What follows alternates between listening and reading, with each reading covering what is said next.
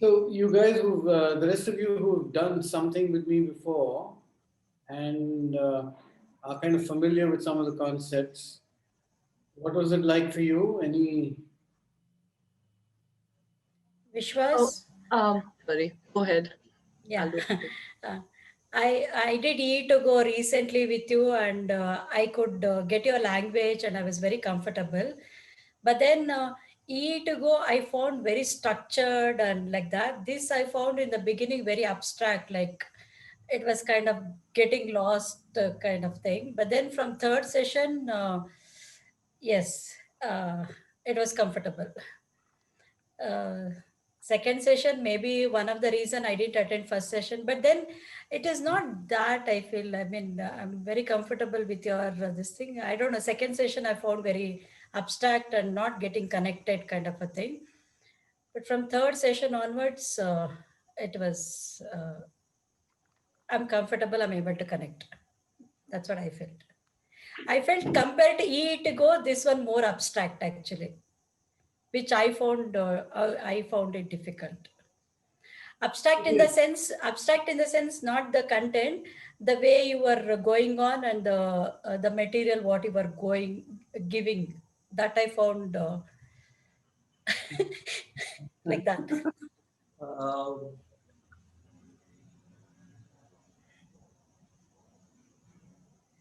So when you say abstract, are you saying I didn't explain a lot?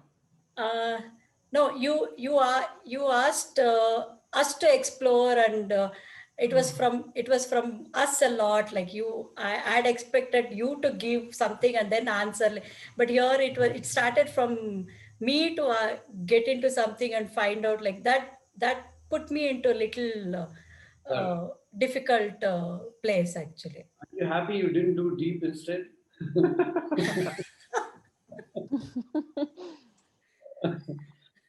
Well, I'm horribly abstract in deep. No, actually, E to go I found very organized actually. Yeah, I've been a good boy. It was, I really enjoyed it. I, I can't tell you how much preparation has gone into that course, and even this, but this one I decided to be abstract intentionally to create space for conversation because just, you know, it was enough. And I think I had a mood change as well.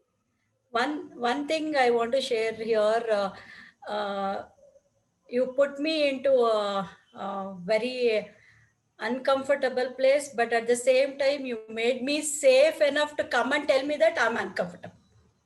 So it's like that's what I really liked actually. Thank you. um, wait, Hitachi, go ahead. So the first session, I thought, oh, this is chill. I'm exactly what I'm supposed to be doing. Then things happened, and I decided, oh, no, not real. And if I didn't have the material on partial transference, I actually would have always not believed in it. But then that added to my vocab actually changed a lot. And then I actually start, like, it's time to not be cocky about it and relearn is where it started in the in session 3.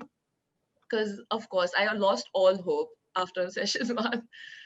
But that was because I went through something, and then I realized, nah, I'm not in it. But yeah, so that helped. And of course, you not giving 2 extra thoughts about you not actually how do you say it? So Be nice, be nice. you not really giving it enough attention was actually helping, because if you would have given me a lot of attention, oh, why are you not, why this or that, that actually would have actually fueled it, I think. But then you were like, yeah, whatever, you'll come around. But so that worked, I think.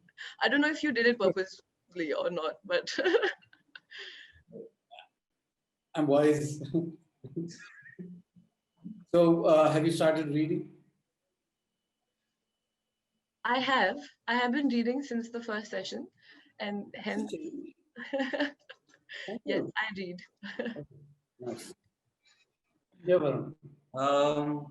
Have slightly different experience than Manjula ma'am. Maybe because I'm a very abstract guy.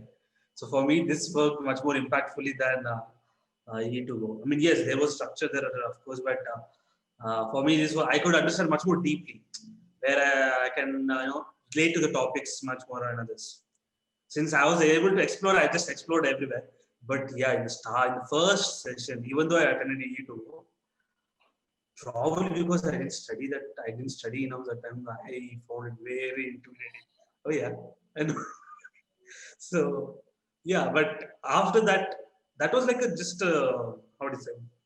That's something that triggered me. That every single session that came after, I made sure I study like as much as I can. I just make sure I just study even from E2Go, so that I have I don't come like blank and like, oh wait, what's going on. So yeah, so the first session was this. But apart from that, everything else was beautiful, very informative. I missed last session though. I know. But everything else awesome.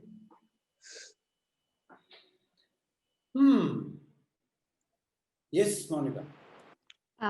Yeah, so I can resonate with what Varun says. I think this um, little chaos around actually allowed me to put more reflection into my facilitation and designing programs. I wouldn't put exactly any specific concept which were there, but I think all the framework which is around is just creating for me more awareness. And especially for me, it was extremely helpful during the presentation. There's a lot of guiding questions for you as a facilitator, how you can relate to the audience, how are you well prepared, what are things that we mindful. So yeah. Nice. Okay, so here's an offer.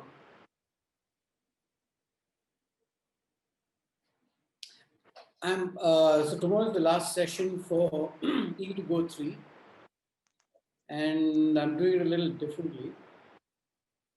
And it's on design. So I'm going to be talking about a particular corporate piece that I did.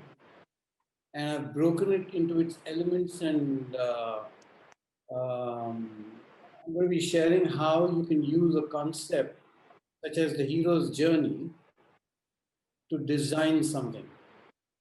So if you guys want, if any of you want to be on it, you are welcome. So I think we start at 5:30 tomorrow, no? Yeah, 5:30 tomorrow. So Madhvi, hey, just remember to send the link out. Yeah. My only request is don't ask too many intelligent questions. I mean, let's see how it goes. Just give priority to the other group, and then if I see your hands up, or just use the what's it called? Yeah, put it up there, and if I see, then we'll look at it. Okay, cool.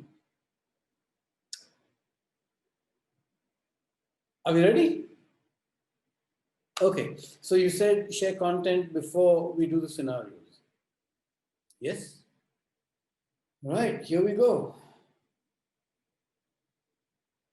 So last time, we had, till the end of the last session, we had covered, only inside the bus. Huh? Yeah, we did the pre-program thing, right? Didn't we stop there? Okay, today we're going to be looking at specific things that you can do during the experience and after the experience. Okay, great. Is this it? Ah, there we go. So you've got three very distinct pieces here. You've got the bus, which is getting in and it hasn't started yet. And then you have the waves, and those waves really represent the adventure. In some ways, the adventure wave. If you remember the adventure wave, we go through these swings of involvement and lows and ups and downs in mood, in participation, in all that. And then you have the end of the interaction, which is the chill out time. And of course, very kindly, we've decided to put a chai stall there. So we've looked at the earlier piece, which is the diagnostic piece as to, okay, how much do I know about the group? How much do I know what the organization or institution wants?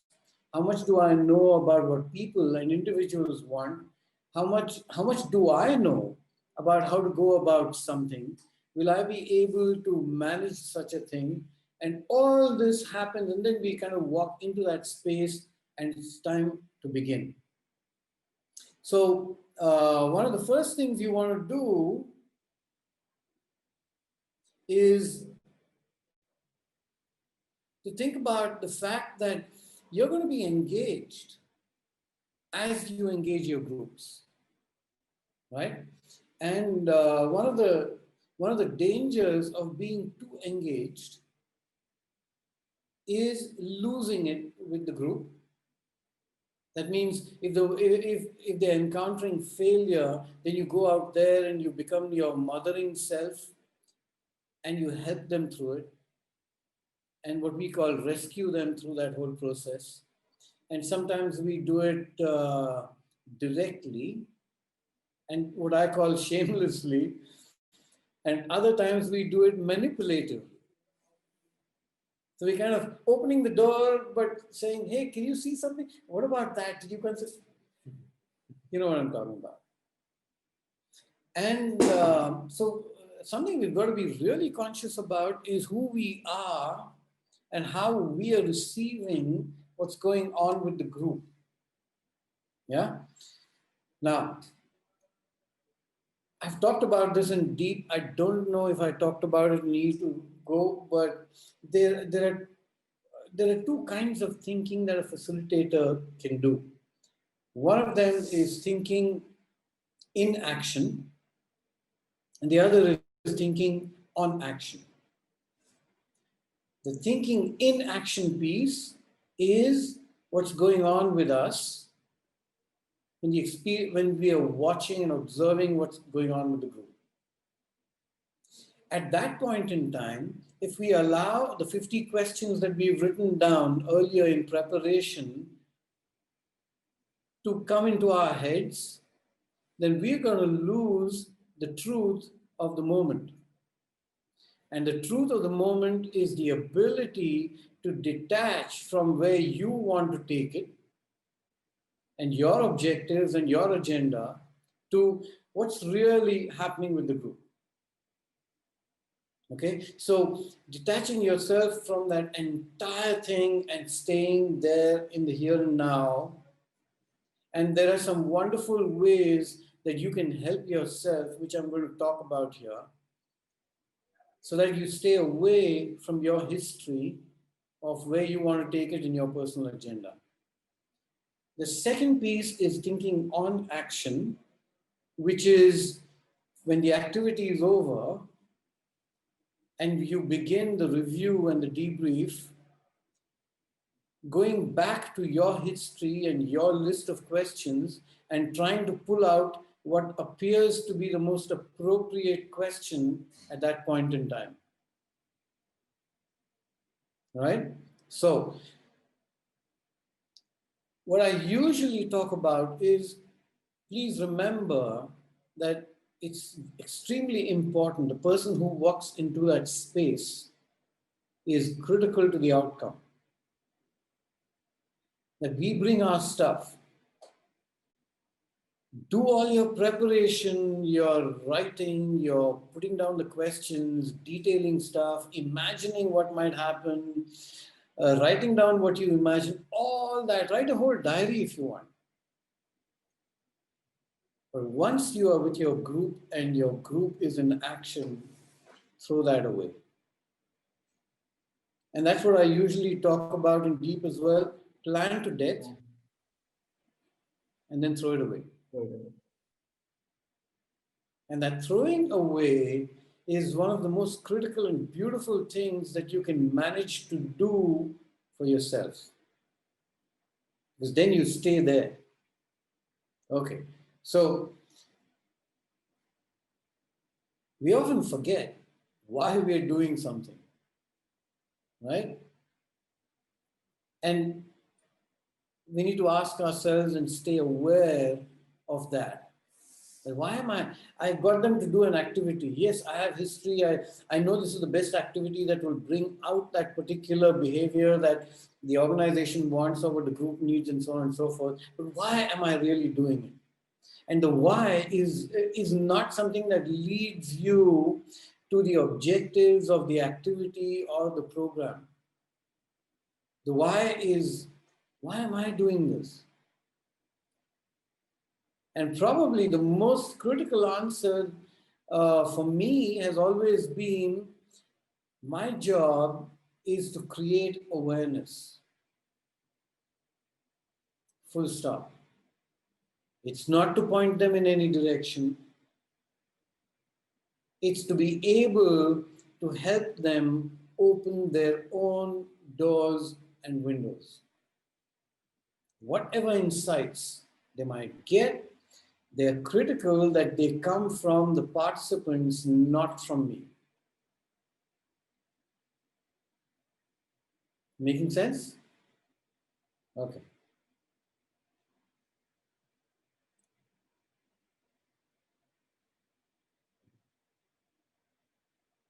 So I've said this to you and I said that in my talk, that I've come to this place where I don't think facilitation or processing can be taught. And one of the reasons is exactly this, that you can design an activity and tighten it, refine it to a point where you actually get the participants to go down that river. But you can never be sure. You don't know who's going to get off that boat and get on to land. Right?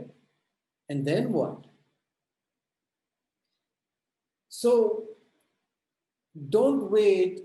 So this is my consistent and constant and continuous response to anybody who asks me about anything around processing. And look, this whole idea about waiting till the end to debrief the group. Oh, by the way, do you know what a brief is?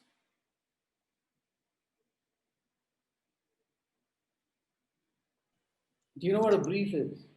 What happened? What did he do in the activity? What was the intention, objective also? That's a debrief. What is a brief? What they need to do, like what is the activity? Okay. We're going What to are some other meanings of the word brief? Keep it short and simple. Summarize in short. Huh? Keep it short and simple. Summarize. What else? What is the smallest garment you wear?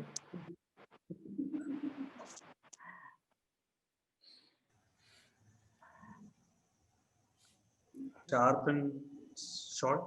What is the smallest garment you wear? A brief. Huh? A brief. A brief. In Hindi, it's called chaddi, right? Yeah. Now, think about what debrief means.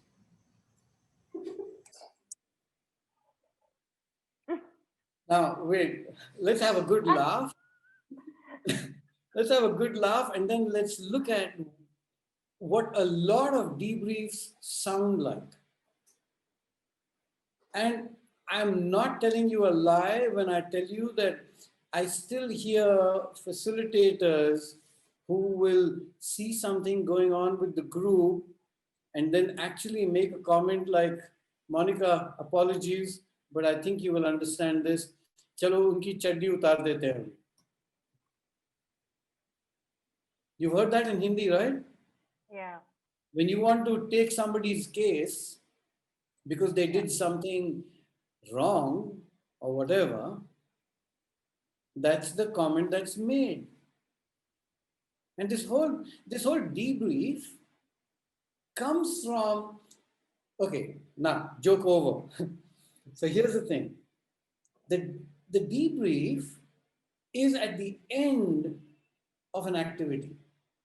Now imagine they may have gone through an experience that lasts anywhere between 10 to minutes to 10 hours. And who's taking notes during those 10 hours? Nobody. And if you are that kind of person, what kind of notes will you take?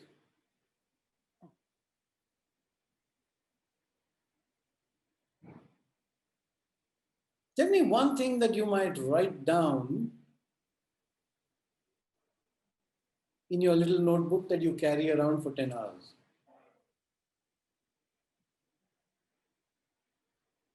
No? Nobody? Yes, Urbi, you're almost there. Go on. I can hear your brain.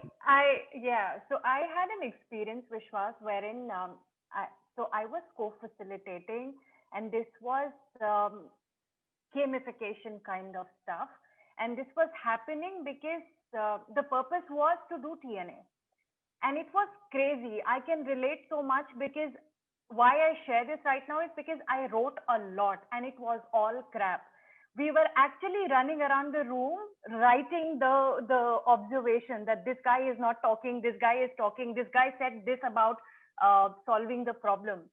And I was asked by the senior facilitator to do it because that's TNA data. And I was continuously talking to myself saying, how this crap is TNA data? How? Who allowed us to, one, make so many assumptions about what is happening in that moment? It's artificial. So I can relate so much. So I think I have written a lot, but it's all crap. An example of one thing that you might have written? Just an A lot example. of it. A lot. Okay. So one example.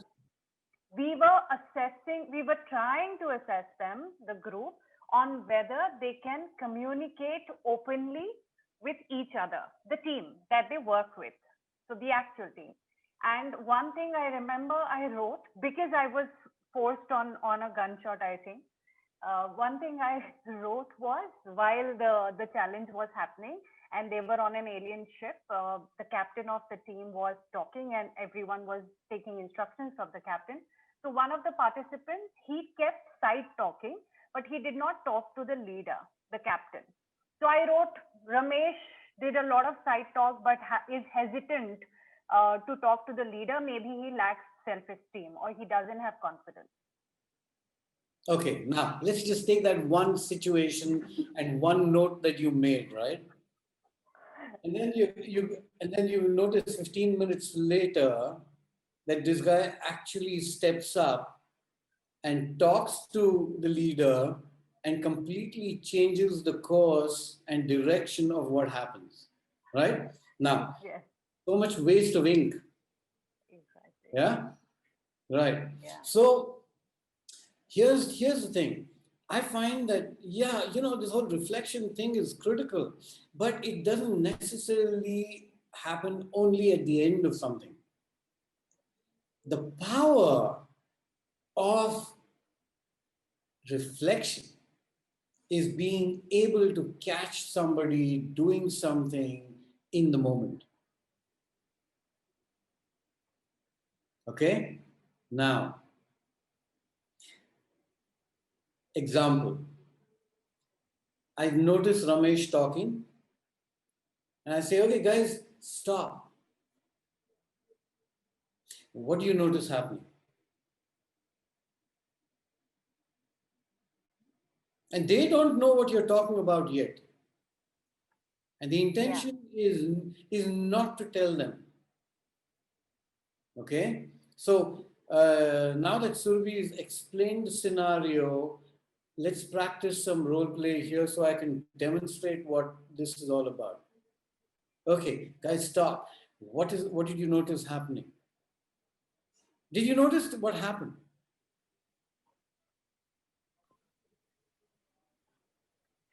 No. Madhu? No? Okay. Did anybody notice something that happened in the past 30 seconds? There was silence. Okay. Okay. Now I'm talking about the activity, yeah, Preeti, not between you and me right now. The activity that Surbi talked about. You just made us pause and to think. Okay. And what do you think I want you to think about? Our position, our space in this, what we are doing, or in Yes. what direction we are going right now. Yeah. So but Communication. I think there's a little confusion here. You are the group that Surbi was watching, the scenario she mentioned. Well, then I'm just gonna say that you know why you stopped us. We were doing what we were doing. I know. Great. So, is there anybody in the group who can, who was aware of what was happening, what happened? Yeah, I'm Ramesh. We And all, Yeah, okay. I'm Ramesh. So I'm just replying. So I'll say, we were just talking about what could have been a better solution. Uh-huh. And did you find one? Yes, yes. Okay. I and Um, Manoj did. you and Manoj did. And when did you discover that? Just now, when we realized we failed to board the ship, we've all failed as a team. So just What now we was were talking. happening? Okay, what was happening when you guys were talking? There was a lot of confusion because our captain, Paritosh, wanted us to go towards gate number 1. But I first failed to listen. I did not listen to Paritosh. And Manoj and we were trying to understand what to do. But by that time went up and we failed. So that's why we did not reach gate 2. Okay. Making an assumption that this opportunity is still alive for you to take alternate action, what might you choose to do? Manoj and we were thinking it would be better if we go towards gate 1 because there are. Surbi, hold on, Surbi, I understand that. I know that you and Manoj were having this wonderful conversation, Yeah. right? Now, my question to you is, what are you going to do with that now? I think we should together again talk in the group and take Paritosh into confidence and tell Okay. Paritosh that Is we there a want to reason? go to gate 1. Wonderful. Is there a reason you chose not to do it? Mm, I don't know. Okay, great. Yeah. Now, here's where I will stop because anything beyond this becomes Manoj and me, and it becomes what we call what I talked about, and I've talked about in deep and E to go. Okay, by the way, all you E to go, I'm not going to keep saying E to go. I'm going to say you're all deepers now. Okay, well, I talked about in deep, which is interpersonal conversation, and I don't want to put him on the block. Okay, here's my next question. Were there any other conversations happening within the group while you guys were while you were doing the activity? Do you want me to reply or are others also replying? Others are also supposed to play the game, but I wonder if anybody wants to step in. I'm just gauging you guys because I'm going to rip that scenario apart. You know that, no?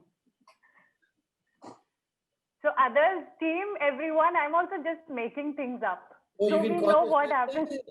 Please do. You can say I'm each Yeah. time I was deciding. you're a different person. well, I just want to get this done. So if they are deciding, they should just do it quickly. Okay. Did you have that conversation with anybody? I told them to hurry up, Okay. And and they can't figure out. did you tell your neighbor? Or did you tell the whole group? I told Ramesh, Okay. And do you think that helped? not really. We still. Okay. Are there better ways of dealing with ideas that come up within individuals of the group? I'm I'm ready to do whatever they tell me, but they haven't shared the plan at all. Ah, okay. You see how it's going to a different place now? Now, all this is here. So here's the thing. I'm going to summarize for you. One is there are ideas within the group that have not been shared across the group. You just want to finish the task. And I wonder if you want to finish it the way you did or you want to do something different. Here's another opportunity for you to be able to do it. Your time starts now. Monica, does that answer your question? Monica asked me a question about something I wrote I mentioned in the earlier Prezi session. And I think the issue was, how do you know how far to go with a conversation so that you don't lose other people? And this is how far I would go. This could very easily go into a deeper dive into sharing information, communication, blah, blah, blah, blah, blah, all that stuff. But because we are in activity phase, I'm going to keep my comments limited to the context of the activity, and that's as far as I would go. I think that's a good answer. I didn't realize it. I just discovered that you want to be able to stay within the domain of whatever you're doing then. So your conversation stays in the realm of a concept, but in the context of the activity. You're not taking it to life. You're not taking it to the workplace yet. You get it? Yeah. Okay. That's our job. Constantly create awareness. For that, we have to be immensely aware of being in the here and now. If 5 minutes after something has happened, I do a debrief. Do you know what happened 5 minutes ago? Damn, they're not going to know. Now, do you want engagement in the activity, or do you want to debrief? That's irrelevant. Yeah. Here's that thing. So that stands answered. Monica, is that better? Now you have it in your own words, but if I find that comment I made in your journal, I will send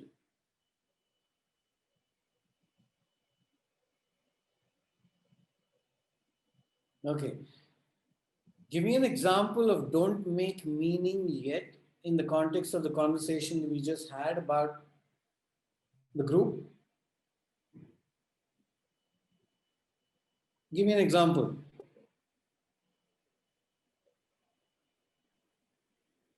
So I can assume that the group, there are no thinkers in the group. They're just following instructions because Now you are the facilitator talking to the group. Give me a meaning-making sentence. That same thing if you want converted. See, maybe you're not talking to your leader because you're not. You're little afraid. So maybe you have to be a little more this. we need ideas. I won't do all the thinking. Come on, give me more ugly stuff. Come on. Because that's what we do. Sometimes things are boring, but you still got to do it. Whoa, okay. So what are the situations in your work life would you show similar behavior? That's not a meaning-making sentence. That is an attempt at transfer. Ramesh, you don't respect me. That's why you're not listening to me. Yeah, I don't. At work also, you're like that only. You get that? Every one of these sentences is a meaning-making. That's not our job. everything that I said was in the context of what's going on.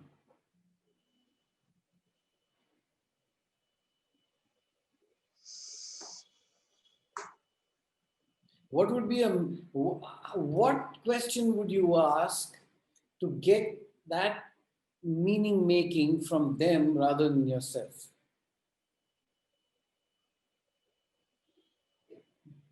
Ah, this is getting fun now. I can sit back.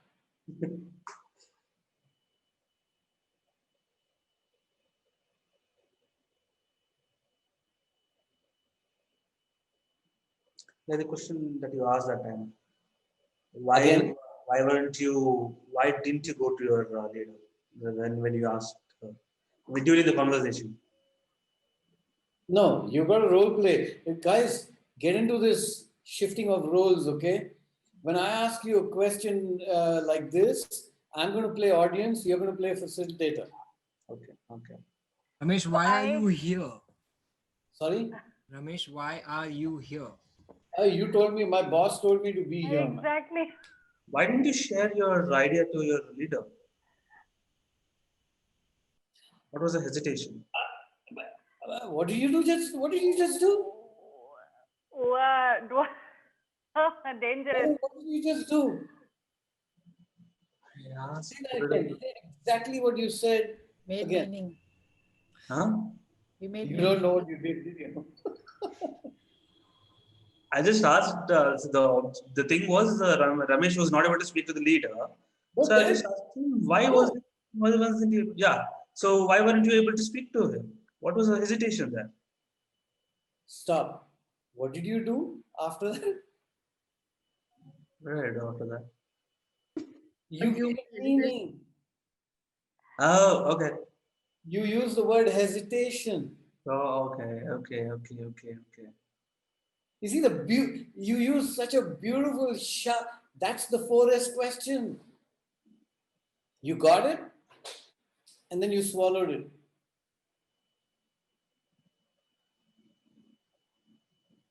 So I gave him the meaning there. Yeah. Okay. Now here's something I'm ask me the question again. Why didn't you share your idea with your leader? Okay. Now, why questions are provocative? Okay. Okay. Reframe to make it an acceptable question. Because you know what I'll answer, right? Do you want an answer? I don't know. Yeah, go on. Interested.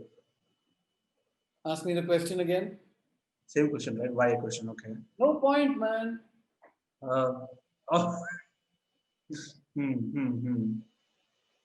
Got it. Yes, Shashwat.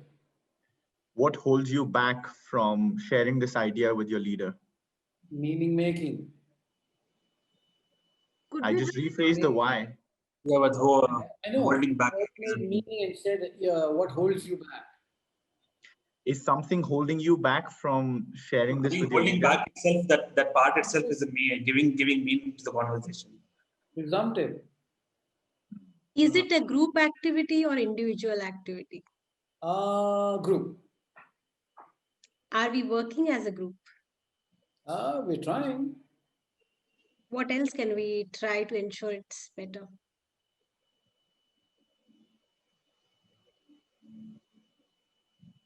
I don't know, throw those things, you see, the danger here is I can go to the activity now. Yes, Surubi. How are ideas? So, how were ideas shared a moment ago in the group, They weren't. and why not? Is that group work? Again, why not? Provocative.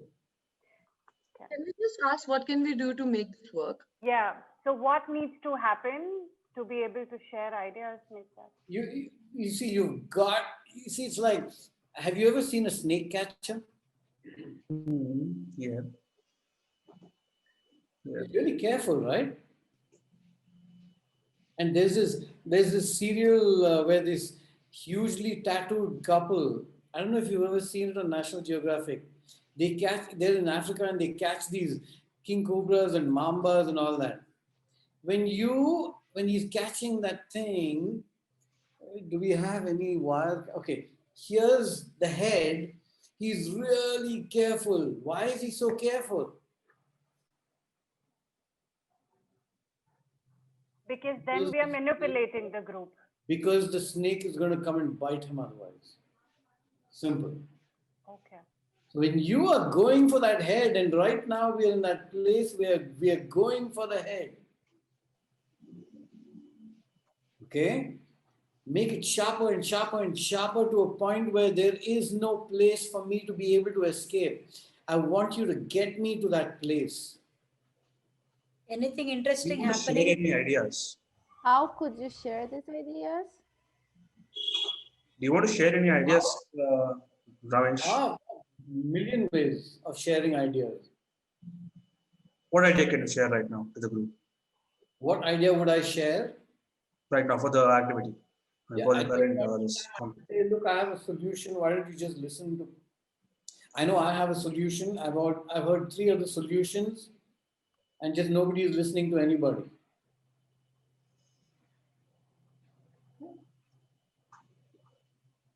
Come on, Varun. Hey, this is real, no? So can I ask what needs to happen for everyone to listen to each other? Why should everybody listen to anybody?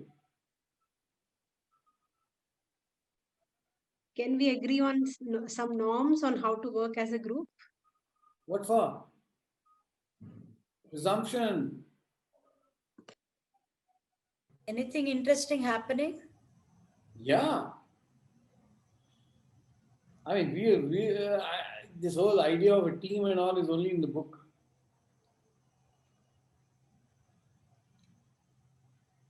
What does this mean for you?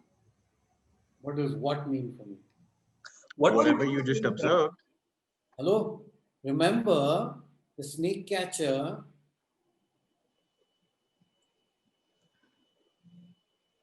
you've got to scaffold your questions so Okay. you can't go back to a generic question. It's going to confuse the hell out of me. Can you say? And Monica, that's a classic question that will take you to a diving deeper into facilitating something when the energy is really around doing something. Okay. What, Okay, I'm what going to if give you 3 more chances. Sorry? 3 more questions and then we'll move on. what if you were the facilitator? How would you facilitate this session? I would just kick their asses and tell them to really do it properly. Wait, Having an interesting conversation with your friend. What was it about? Solutions. I think we had a solution. And Would you like to did you share discuss it? that with your leader? Sorry? Did you discuss that with your leader? No. Would you like to? I could. And Stay with it. So if you can, if you get a chance to, if you get a chance to do this group activity again, what will you do different? Oh, first thing I'm going to do is to really get everybody together and have a conversation about what we're going to do before we start doing it. Okay, so right now you have a chance to share. Would you like to share? So can you share what you wanted to tell? Can you tell the group what you wanted to share? Yes, Madhu. Can you tell the group what you think should be discussed before we start? Okay, so here's the thing. At that point in time, this guy is committed now. All you got to do is to back. This is when you've got to back off. And you say, okay, here's your opportunity. We know what you want to do. Time starts now. And this is the danger, Monica. Same answer. The danger is that we don't know when to pull out and say, okay, back to you. And remember, these interventions, don't make them long. 2 minutes is long. Cut. Create awareness, step back. Create awareness, step back. Create awareness, step back. But how do you know what type of exact questions you're going to ask? I had to do so many tries to just get the probably nearer question to get. But you got it. Now I can see, this is why it can't be taught. You figure it out. Okay. Hello? Context. It's their job to give meaning in the context of their lives. Give me a question. I'm going to take only 3. So Vishwas, I had 2 questions. Stay focused. Okay. I'm going to be intelligent and I'll just do one and ask 2 rather. So here's the thing. You said we have to stay neutral. We don't manipulate them or drive them towards something. But what about skills? For example, you're in that facilitation, and the purpose was, or the objective was, facilitating a conversation around emotional intelligence. Now you put the group through an experience, and in the moment you ask something and step back, and you notice that they're going absolutely wrong. They're speaking. So again, I'm making an assumption, but there are some things that are right and wrong also, right? About Everyone. And I'll disprove it to you. You see how Madhavi is holding her head. She knows where this is going. Tell me one thing wrong, Survi. See, this is why deep is such an important course. Did this conversation happen before? Similar conversation like this? Face to face.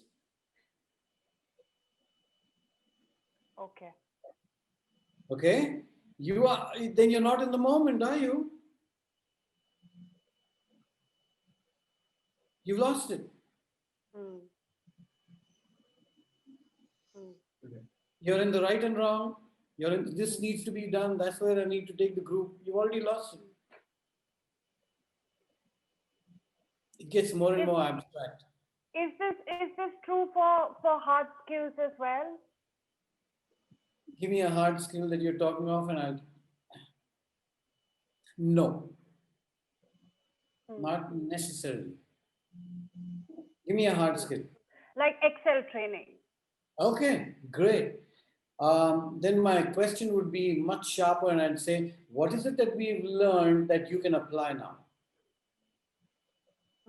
Oh no, I gave it away. Okay. You did. I got my answer. Thank you so Okay. much.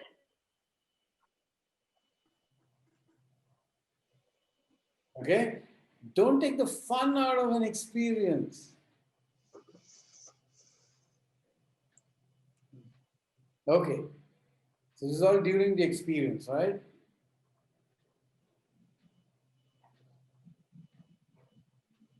Here's some text, and if you think you need clarification, then I will give it.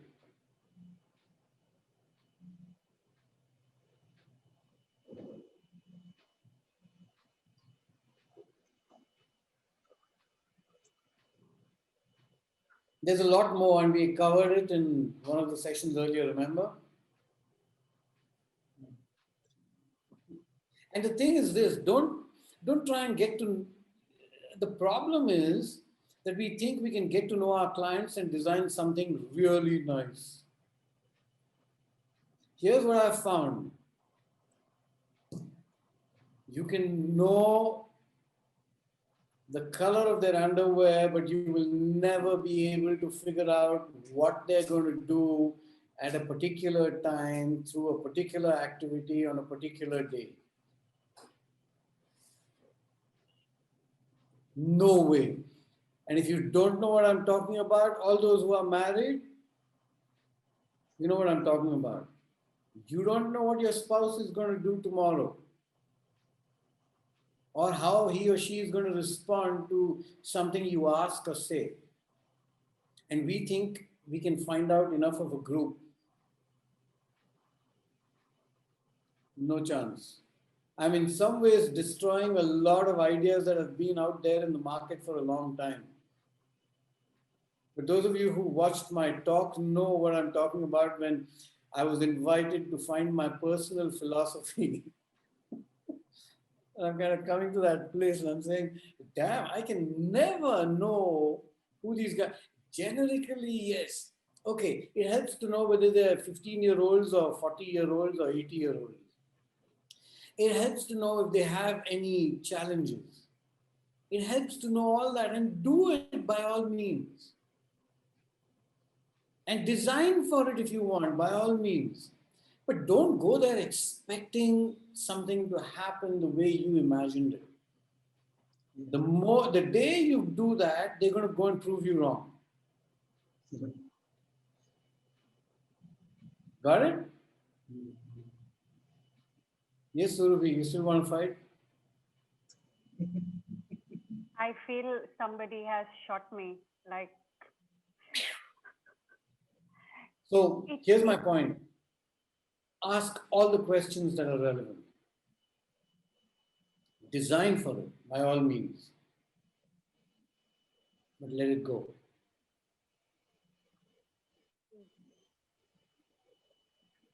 so can I very quickly? There is this buzz around hyper contextualization today. People say, I have an edge, my facilitation has an edge over others because I have the ability to hyper contextualize it. And I have this FOMO, this fear of missing out on it. You know and what that I'm is? thinking, What is, yeah, please. the fear. Okay. The fear of missing out. And I think it's here. That I get. What is hyper contextualizing? Hyper contextualization is I will get to know your people, what are their real time challenges, and I will design content that will answer their challenges specifically. They will walk out of, so task versus topic, they will walk out. Got it. Are you doing that? I can't. I don't know how to. Wait. Shh. Slow down. Are you doing that? Do you believe you can do that? Not sure. What are you missing out on?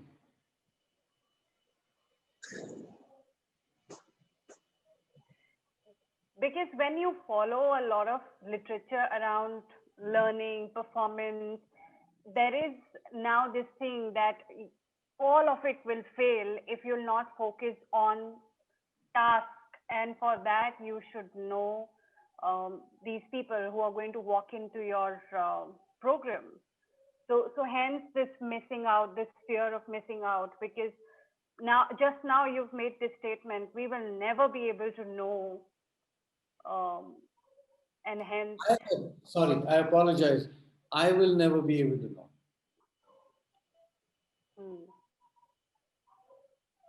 I will do my homework.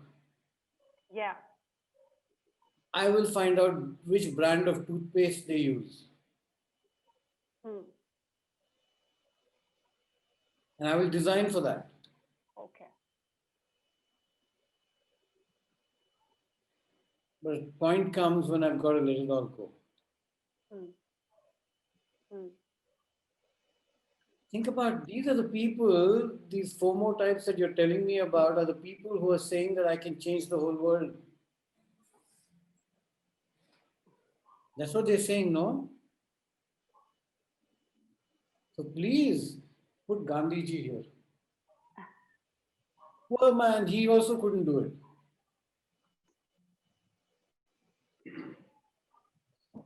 Got my answer.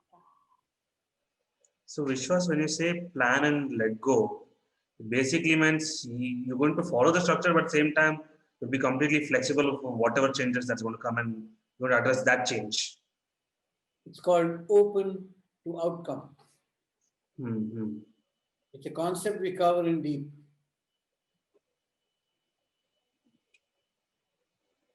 So even though I have a structure to it, if there's going to be change, I'll be open for it. That's basically from what I understand. Okay.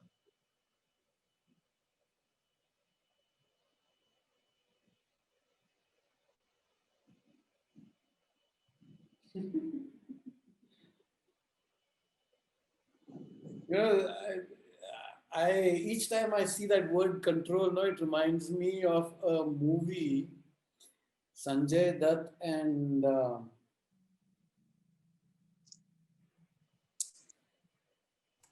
Sanjay Dutt. Munna by MBBS. No, not that one. But in one in which they're both Punjabis, and you know how they pronounce control, no? Oi, control kar yaar. Yeah. Ah, him and Govinda. Bade miyan, chote miyan. Please watch that. Oi, control. तो control ये no control area भाई और हितैषी जरा accent डाल के बता दो दिल्ली वाला एक्सेंट तो कंट्रोल ये सब नो कंट्रोल है got it sorry Monica there's no way that can be translated but you get it right that whole control thing.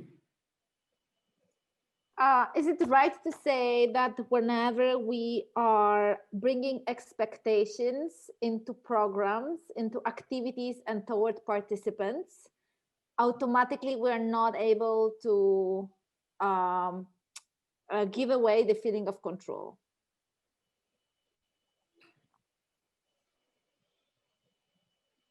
So where do we have control?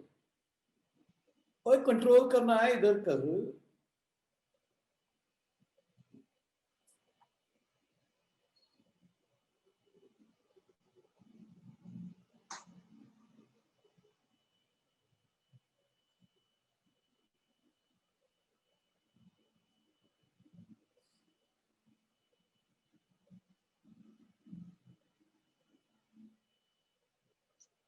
Look at how much we can control. It's incredible. But we want to control the other thing.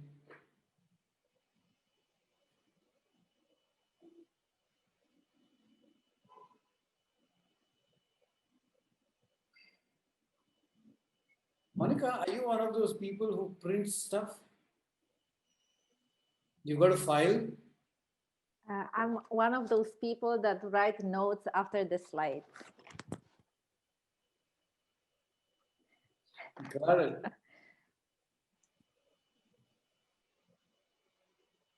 Any questions? Can you give example of active learning techniques for transfer? What do we mean by that? Are you coming in Jan? We'll try to. Yeah, try. You know what try is in Indian English, no? Try means are you mad? But you'll be upset, so I'll say I'll try. No. I will really try to come.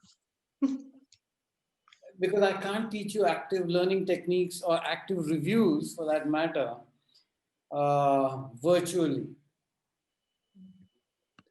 I mean, I could try, but the whole face-to-face thing is so powerful that I'm kind of giving up on trying to get virtual with activity. Come, we'll have tons of fun.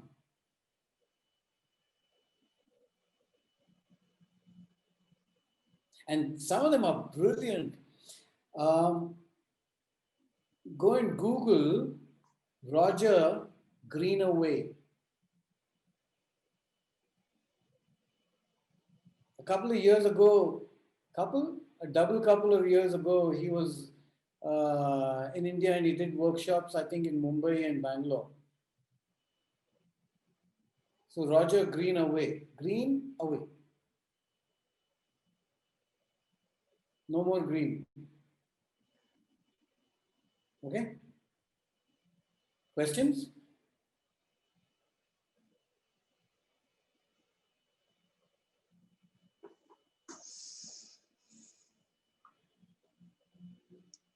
I have to say this. I outdid myself.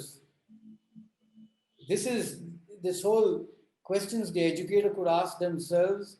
This is something I've been looking at for years, not knowing, okay, how do I talk about this? But I think I'm getting better at challenging the facilitator's position itself.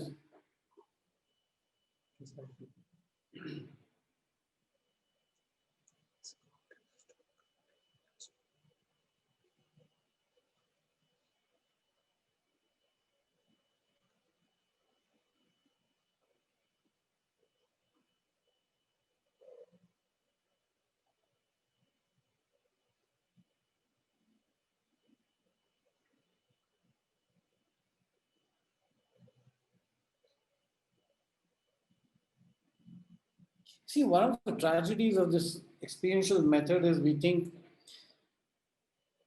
that it's about going from activity to activity.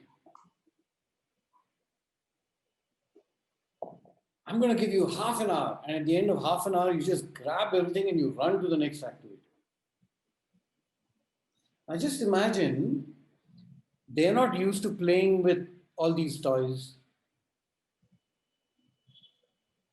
They're doing it for the first time.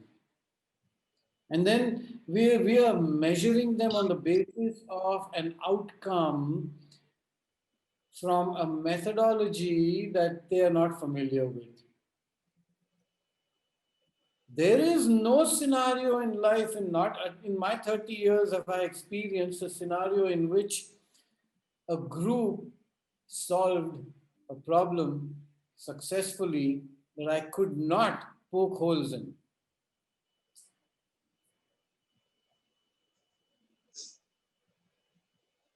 Not once. And somewhere on this journey, I realized, my God, we are in such a powerful position. We decide the activity, we decide the props, we decide the objectives, we decide the climate and temperature, we decide what can be said, can't be said. Are we're deciding everything. And if we are doing that, how in heaven are they ever going to be successful?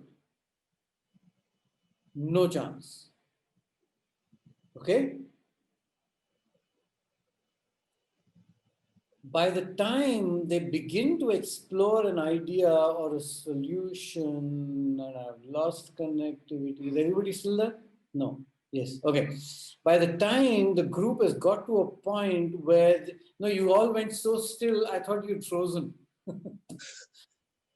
Just a lot of things. Oh, wonderful. Yeah, I'm assuming you guys are listening.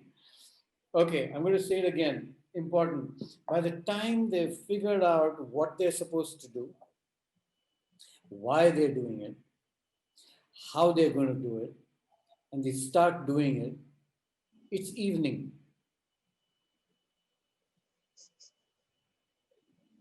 And then we grab everything and run and say, oh, you guys are a lousy bunch of guys, you can't solve a problem. What kind of problem skills do you have? So unfair. So those people who've worked with me know about this, and they know it for, I think I cultivated it. They know that I will have a sequence and design and structure and all that. And then once I encounter the group and start something, I will throw it away.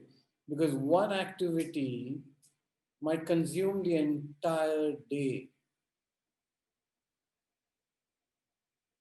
Because they're getting a hang of, now do you not want them to succeed? What's the story here? Are we playing power with our groups? I'm smarter than you. So please think about that last line. Am I giving them enough time to explore ideas, process information, have conversations, learn something from one experience through your intervention, and then go and practice it immediately? That's immediate transfer. Opportunity for immediate transfer is created when you ask that question. So if information was not shared, here's an opportunity for you to do the activity again. How will you share information now? Transfer. Was that loud enough on your mics or not loud enough? Okay. That's opportunity. That's where we need to go with this. Okay. Enough band baja. ओए किधर गया?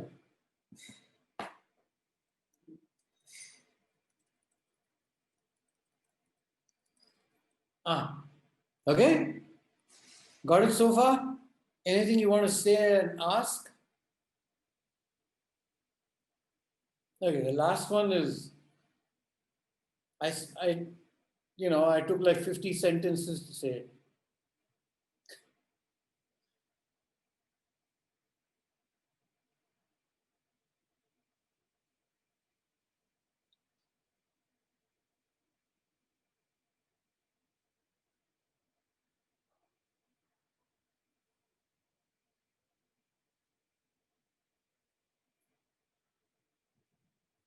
See how that question now moves things.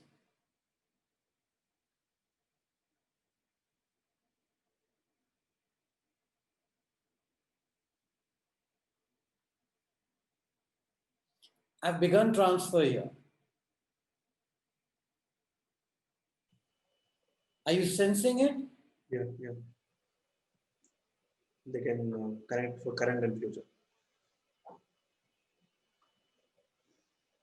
See, Varun, you're as smart as me. Just get on with it. What? I was just, you guessed right before it came there.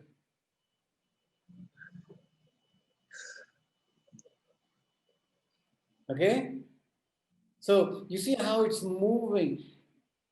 Even though I say so myself, I think it's beautifully scaffolded. It's like new idea right now.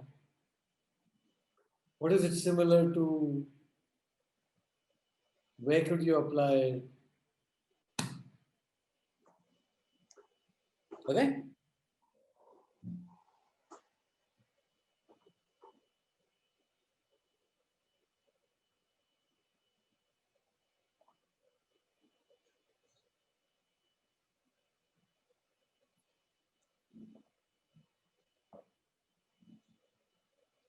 What is the relationship between using Excel and life? What are some similarities? What are some similarities? To get things organized, it's easier to understand. There's a formula. Similarities? And what does the formula do? It solves things, makes it easy. Makes it easy? Yeah. And what's it similar to in life? Certain skills, like life skills. So certain life skills can make it easy for you. So what would be a formula in your life? When somebody is angry, leave the room. Leave the room. When somebody is angry, leave the room. If you can't do anything about it. I'm not challenging you. I'm just asking you what. Yes. So yeah, if somebody is getting really, really angry, like aggressively angry, just leave. Okay. That's your formula. Okay. Give me another one. Anybody else? Persistence works. Persistence works. Works for whom? Me. If there's a problem, see if you can solve it. If you can't, accept the fact and move on. If then else, huh? Sorry, man. Sorry. It's a classic if then else statement, right? Yeah. Vishwas, I don't find any similarity between life and Excel sheet. I feel like going to a Word document. wherein there are no formulas for me. I have no formula for anything, and if even if I try, there's an error. I see an error. Survi, this is not about desirable state. Okay. But what if I am your participant and you're trying to, you're teaching me, you're teaching me Excel. You're trying to ask me, is there similarity? And what if I, as a participant, say, hey, I don't find any similarity. My life is not like an Excel sheet. I don't see any similarity. Okay. So you want to do Word? I would love to go to Word. Okay. So here's 1,000 rupees.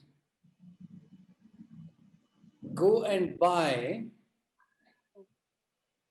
You're allowed to buy only 10 things. No, let's make them 8 or 9. Why 10? 9. Okay. What would you buy? Should I answer that? Play with me. I've got 1,000 rupees. I can buy 9 things. I'll buy a box of. Write them down, please. I'll buy a box of Bengali sweets. Okay. Chum chum. So 250 rupees. I can finish that. So I'll buy that. I still have a lot of money left. So then after that, I'm going to buy a plant. I'll buy 3 money plants. Those fuller ones. So 3 money plants. Money, right? No, I'm short of money now. So I'll buy only 2, 600 rupees. 300 rupees ka one plant. Money plants cost so much? Yes, a fuller one. Can I turn the camera and show you one in my room? 300 bucks. 300 bucks? अरे यार पहले बोलते मैं भेज देता parcel से. आगे. So how much money have you? 6, 7, 8, 850. I've just 850, 1,000, 850. I'm bad at math and I'm feeling nervous. 150. 150 left. So I want to for the 150 next to the plant guy. There's a momo stall. So I'm going to spend the remaining 150 rupees at momos. I'll eat 2 plates of momos. Got it. Okay. Khatam? Yes. Can you show me what you just wrote? It's all. What do you notice? It's everywhere. It's all. You made a list? Is there a There is a list. Yes, there is a list. Right. Okay, wonderful. So what is the list? The 3 things that I'm going to buy with 1,000 rupees. How did you write them? Point number 1, 1 line. Point number 2, 1 line. Really? Okay, I got it. Okay. Bowing down. Now you see? Yeah. So now, was this planned? No. So how does one become this? How did you do that? That's the question. I wouldn't have done that. I would have just said, oh, you are a Word person? Go to the Word. Don't be here. It's Excel. It's all organized. I'm either brilliant or I'm really stupid. I don't know which one. But if I could teach you, I'll tell you where I'm brilliant. I don't know how I do it. That's and what. I tell you how I'm stupid. I convert this to meaning that it cannot be taught. Vishwas, everyone who can do this say the same thing. I don't know how I do it. Isn't that brilliant? You know why? Yeah. Because they don't know how to teach it.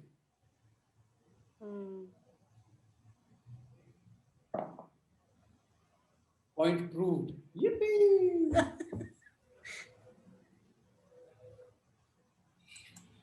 See how brilliant I am. I didn't know what was coming next, but it's exactly what we did. Damn, I'm good, man. This is going in the trailer for the next Oh no.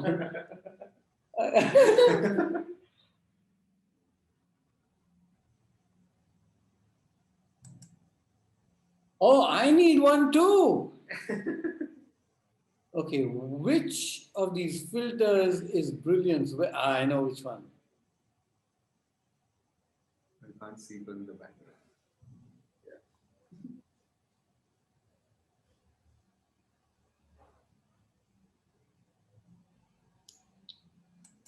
Okay.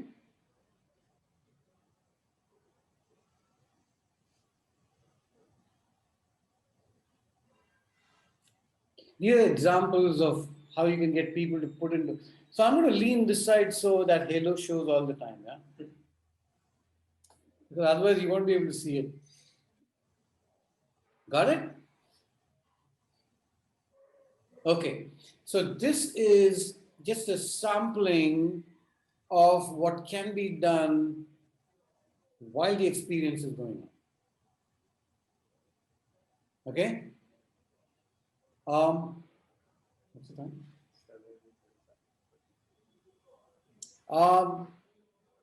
Ready for a break? Okay. So let's allow Shashwat to ask his question and then we'll take a break. So I've been thinking about the idea you mentioned at the beginning, thinking in action versus thinking on action. And I'm curious to know, when whatever the role play that you did with Surbhi, were you thinking in action or were you thinking on action? I'm a little bit confused with the difference. In action. But here and now, I didn't have a plan and she didn't have a problem till the issue of an Excel sheet came up. I didn't bring my history. I had no idea how to bring it there. But I don't know. Sometimes I wonder whether it's my bald head that got me to this place. I'm not sure anymore. I mean, how does a wise man know whether he's wise or not? I'm not saying women can't be wise, okay? A wise person. I mean, does a Zen master know how Zenish he is? Vishwas, you had asked a question last time. How do I know that I've learned something? How do I know that I do it in a proper way? So I've never got whatever. I mean, Everything said was fantastic till you use that word proper. What is proper? yeah. How do I know that I've learned something, and how do I know that I'm doing it? I mean, I know, and that's why it's such a gray area that we don't. Maybe the question to ask now is, I wonder where this came from. And I still can't answer that question. And I'm guessing that it's life's experience, it's all the reading, it's all the different crazy things that I've done. And somewhere my brain has the ability to be able to connect one thing to another.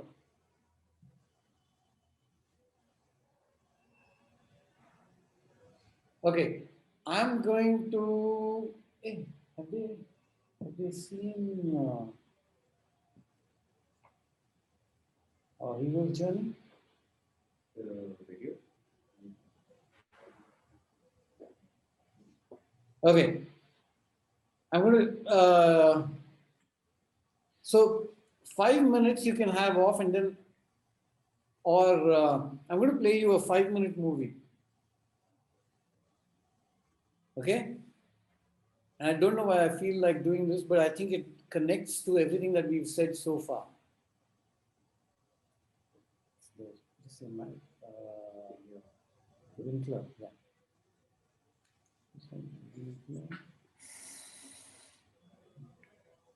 Martin, go down immediately. And before. Yeah.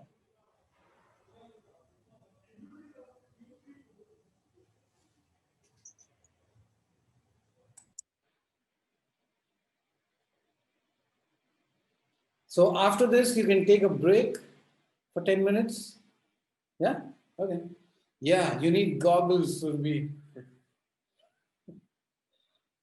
Way to go.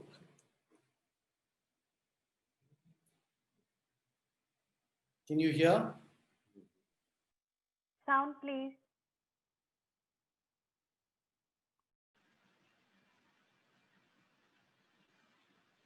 Just give a thumbs up when you can hear, okay? No, right now you're muted. Okay, heard me from this. System sound, yeah? Monica, have your note. You make a lot of notes. In 5 minutes.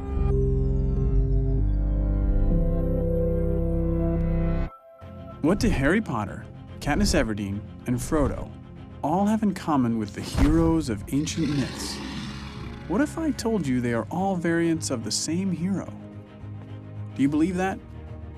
Joseph Campbell did. He studied myths from all over the world and published a book called The Hero with a Thousand Faces, retelling dozens of stories and explaining how each represents the monomyth or hero's journey. So, what is the hero's journey? Think of it as a cycle. The journey begins and ends in the hero's ordinary world, but the quest passes through an unfamiliar, special world. Along the way, there are some key events. Think about your favorite book or movie. Does it follow this pattern? Status quo, that's where we start. 1 o'clock, call to adventure. The hero receives a mysterious message, an invitation, a challenge. 2 o'clock, assistance. The hero needs some help, probably from someone older, wiser. 3 o'clock, departure. The hero crosses the threshold from his normal, safe home and enters the special world and adventure. We're not in Kansas anymore. 4 o'clock, trials. Being a hero is hard work. Our hero solves a riddle, slays a monster, escapes from a trap. 5 o'clock, approach. It's time to face the biggest ordeal, the hero's worst fear. 6 o'clock, crisis. This is the hero's darkest hour. He faces death and possibly even dies, only to be reborn. 7 o'clock, treasure. As a result, the hero claims some treasure, special recognition, or power. 8 o'clock, result. This can vary between stories. Do the monsters bow down before the hero, or do they chase him as he flees from the special world? 9 o'clock, return. After all that adventure, the hero returns to his ordinary world. 10 o'clock, new life. This quest has changed the hero. He has outgrown his old life. 11 o'clock, resolution. All the tangled plot lines get straightened out. 12 o'clock, status quo, but upgraded to a new level. Nothing is quite the same once you're a hero. Many popular books and movies follow this ancient formula pretty closely, but let's see how well The Hunger Games fits the hero's journey template. When does Katniss Everdeen hear a call to adventure that gets the story moving? When her sister's name is called from the lottery. How about assistance?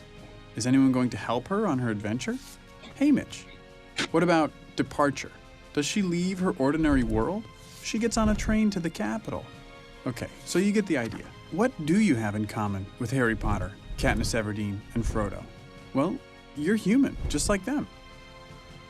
The hero's journey myth exists in all human cultures and keeps getting updated because we humans reflect on our world through symbolic stories of our own lives. You leave your comfort zone, have an experience that transforms you, and then you recover and do it again. You don't literally slay dragons or fight Voldemort, but you face problems just as scary. Joseph Campbell said, "In the cave you fear to enter lies the treasure you seek." What is the symbolic cave you fear to enter? Auditions for the school play? Baseball tryouts? Love? Watch for this formula in books, movies, and TV shows you come across. You will certainly see it again, but also be sensitive to it in your own life. Listen for your call to adventure. Accept the challenge. Conquer your fear and claim the treasure you seek. And then do it all over again.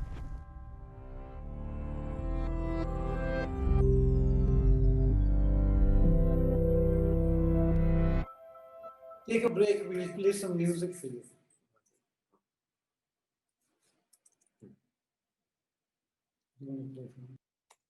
Welcome back to the last hour or the last session of facilitating for transference.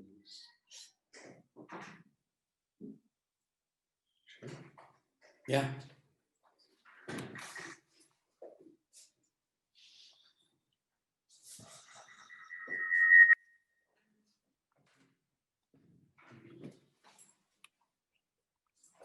Okay.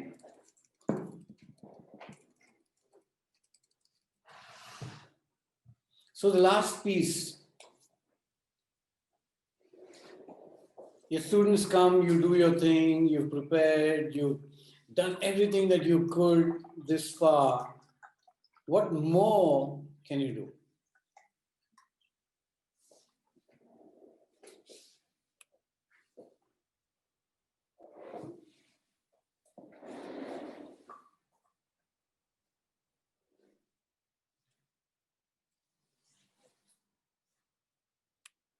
Everybody back? Not yet. Racy, you don't want to show yourself? You've been very quiet, or are you not there? Oh, I am here, Vishwas. Today I'm just I just want to observe. Okay. Yeah.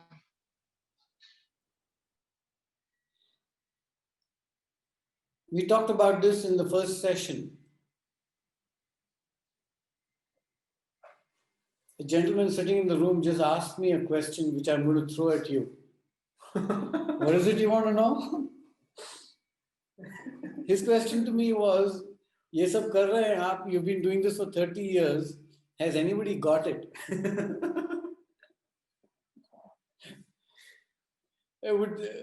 So he's listening. Anybody wants to say anything to him?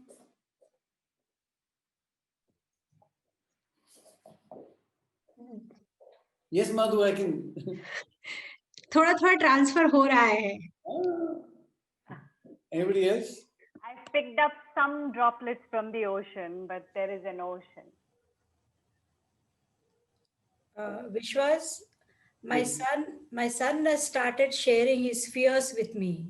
Wow, that's brilliant. You got something right. Actually, the last session you told me, after the session, when you go out of the room, whomever you meet, you see what will. Actually, when I went out, both my kids were in their rooms actually. But after 1 hour, my elder one also came and shared something which he had never shared with me. He never used to share it with me.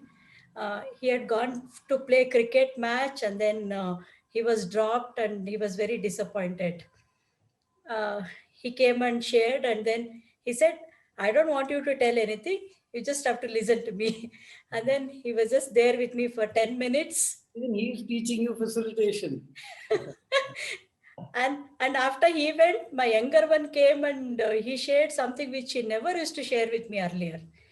He's 15-year-old, and this is the first time he's talking to me like that. So, in such moments, I always think, I better not say anything. I'm just going to keep quiet and receive. Don't have to say anything. Sometimes the mother or the father can get, I have to say something. I've got to solve this problem. What did you do? I was just listening to him, but once I felt like saying, but very consciously I controlled myself and I kept quiet. And he was just going on and on and on for 1 hour. Night 10:30 started till 11:30 went on. My younger one, you. Moment. I mean, how many parents can claim that their children spoke to them about how they were feeling for an hour? My God, brilliant. That day he shared some of his fears actually, like before he could never express it, but then on that day he was just going on and on and on. Can I give you some gyan? I feel like giving gyan today. Please. Don't make his fears your fears. No. Then you'll be able to stay in that place that you were for that 1 hour. again and again. But the moment that we pick it up now, something different happens. You don't have to say anything. Over, finished, the moment's gone. Okay, shall we continue? Thank you so much. Yeah, I mean, Answer to Che. somebody is getting something.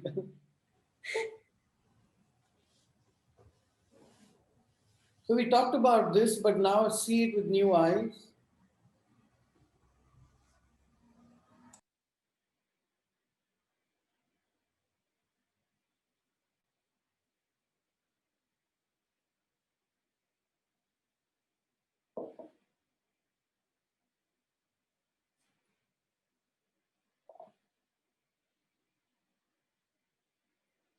Remember, you read this when you were all very confused.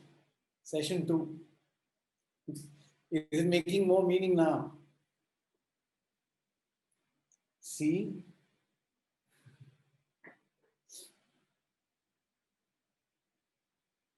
Okay. So let's move on.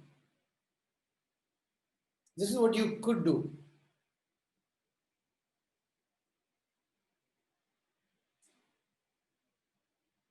Generic question.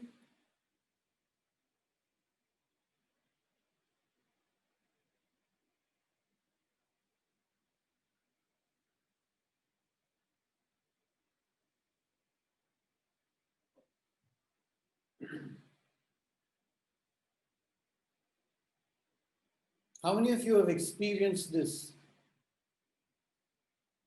And the first thought that gets picked up becomes the heart of it, and then we forget that there is a whole bunch of people in the room.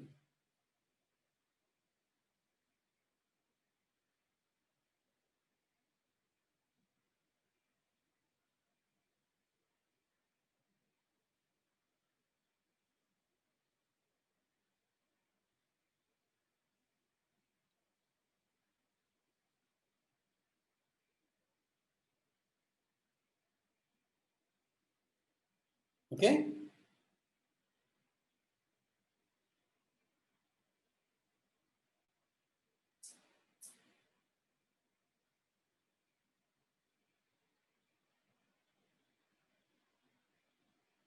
This is where we fail the most. That closure piece must include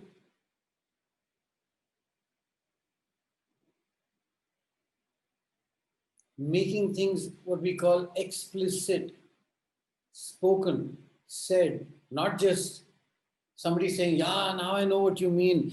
Then you ask them, really, please tell me what that is.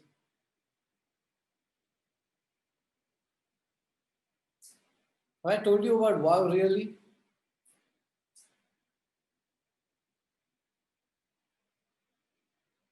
No? Oh yeah, this is In E to go, you're told. this is a deep experience. In E to go.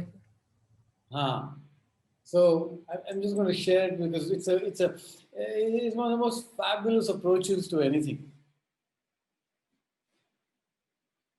Look, those of you who've heard the story, I can't remember what I said to you. So if there's a little masala in it, it's allowed. So I was doing deep in Bangalore. And by the way, even this new version is the truth, okay? The truth as I know it today. And this is about how do we really, for ourselves as facilitators, come to that place of creating or getting into that place of exploration. And the context is exploration versus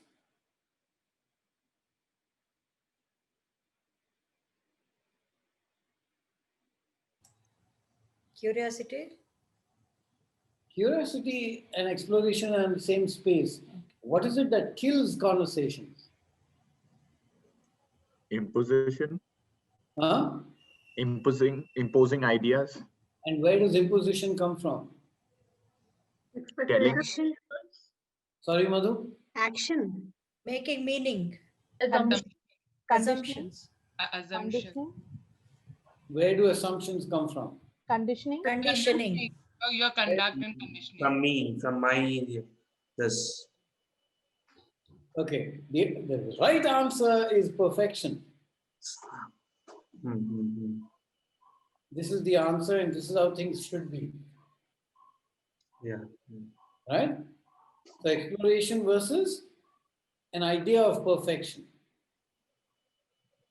And so, in deep, we go fairly deep into this idea about conflict, internal conflict, and how to deal with it, external conflict, how to deal with it. What are some strategies? What can we do for ourselves?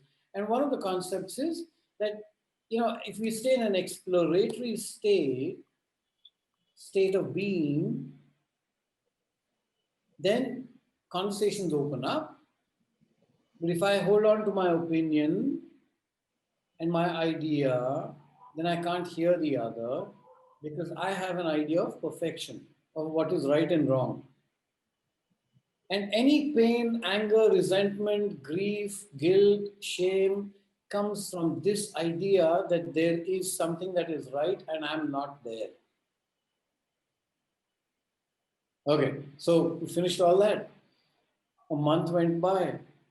Next session, he walks into the classroom.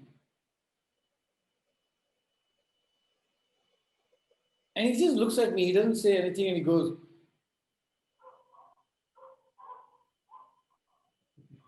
so I said, what was that?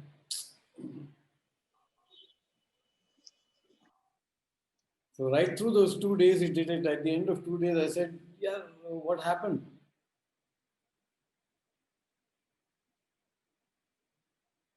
No, I need to know what happened. You came shaking your head. What is this about? He said, I practiced the idea of wow. Really? Now, what that had come, in fact, I discovered it on that day. You won't find it in any book. But when that moment comes when somebody is giving you an idea and you're going on in your head about what should be said, done, this is right, this is how things should be, this is how you can do it better. Shut that voice and just say, wow, really? And apparently he practiced it. And it just opened up so much for him in his own conversations.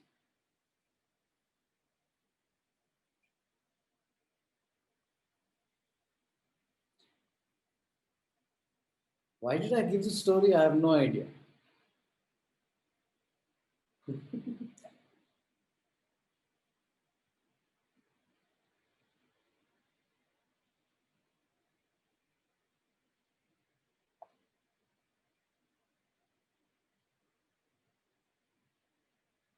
Just take the call.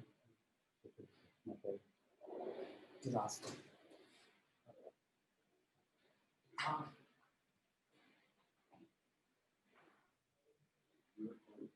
No.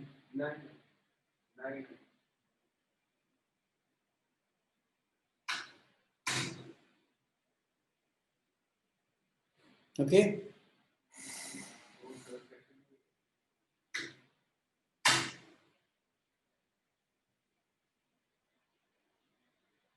Remember the staircase? What footwear was being used to indicate? Do you remember? Shoe. Shoes. Hiking boot. Hiking boot. Heavy, right? Yeah. So I hope life is lighter for you.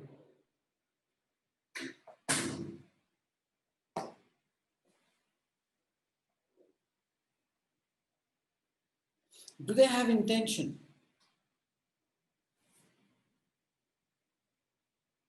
We do something. So my question to you at the end of this course is, please describe to me what your intention is to transfer all the stuff that you've encountered.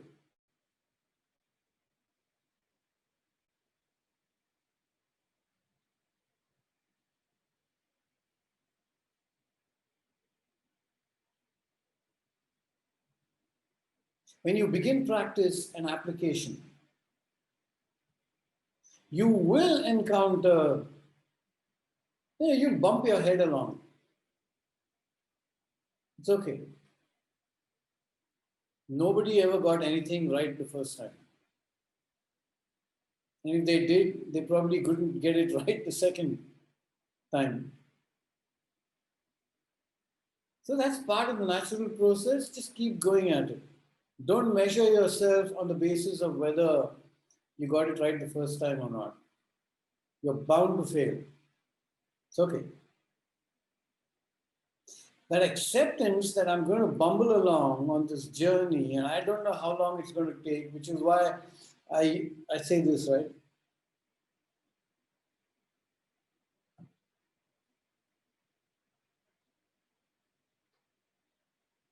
But your footsteps will be lighter. You'll be more flexible because you know so much now. They won't be heavy like, jack boots.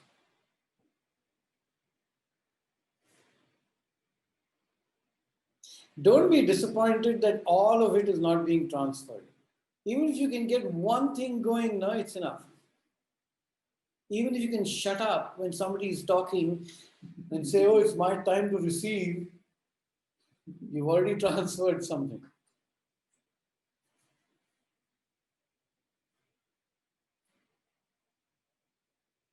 And you won't get it right all the time.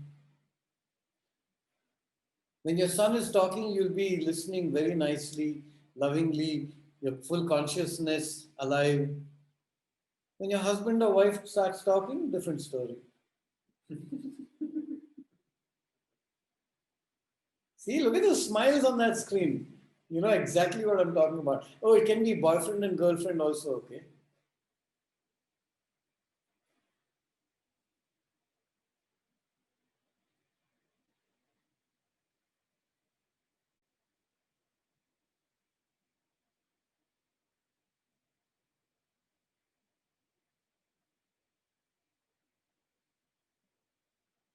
Remember, this is the no control zone.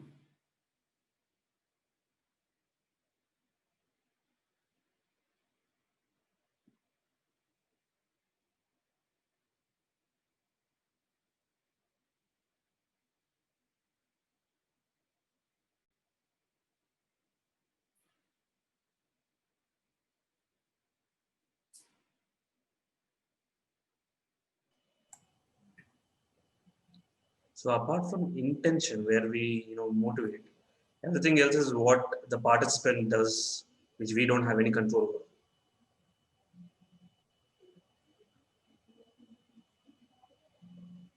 Sorry, sir. Sorry? I said, sorry, sir. But that seems to be the truth. No. I was just thinking. I know it's kind of shocking, no? The whole world is talking about something and we're saying, what do you mean? You mean if they don't want to do it, they won't do it? Yeah.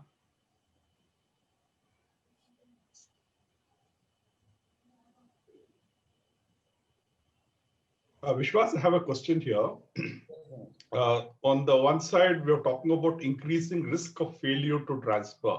Yeah. So, for example, if we say from conscious maintenance to unconscious maintenance, it seems like it is the highest chance of failure that is likely to occur there. No, because if you're already at conscious maintenance, the gap between conscious and unconscious is smaller, no? Okay. Because, so most things fail around partial transfer. Okay. Why isn't it happening again and again? I was able to do it once. Why is it not happening again? And we lose heart. If you can get past that step, the chances of getting to unconscious maintenance are much greater. Much greater. Okay. So I was just trying to read it with that statement of increasing risk of failure to transfer. Correct. So how does one see that? Because it seems like the more up you go, the higher is the chance of failure. True. The gap may be less, but the chances of it not. So let's just say, even in terms of time, I believe the gap increases as you go higher. So maybe next time we should have higher steps. Logarithmic. Logarithmic. Yeah, Not I mean, linear. yeah, make it kind of visual and say, yeah, man, that next step, the chances of risk, because each step, you keep doing it for a longer period of time, it increases the possibility of going to the next stage. But we want things to happen like this on a screen. No. Arey, I just finished the course, now I have to be able to apply it. Why is it not happening?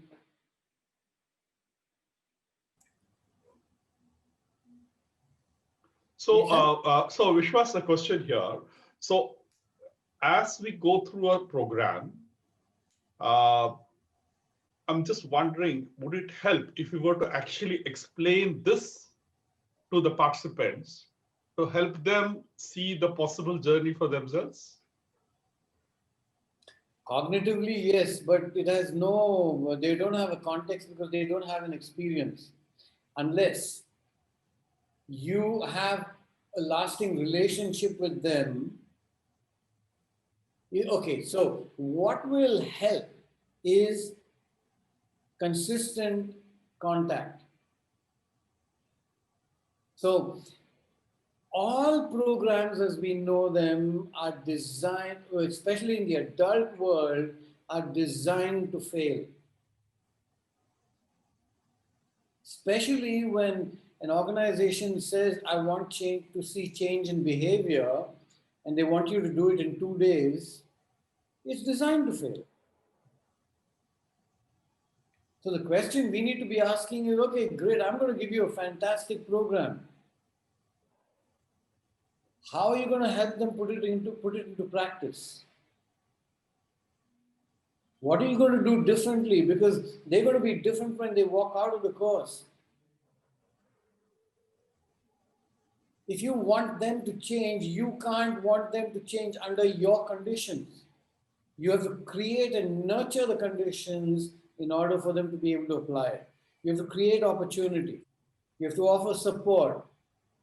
You have to accept that that is going to be a risk. There's so many things.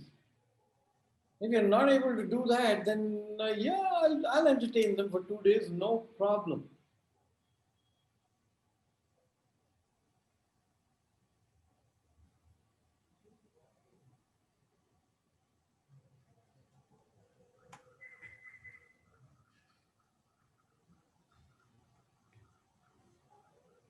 Vishwas, you told that I'll keep quiet when my kids are talking. The same way, I won't be having the same behavior when I'm talking to my husband. Is that a partial? I'm not saying that. I'm No, no, saying no.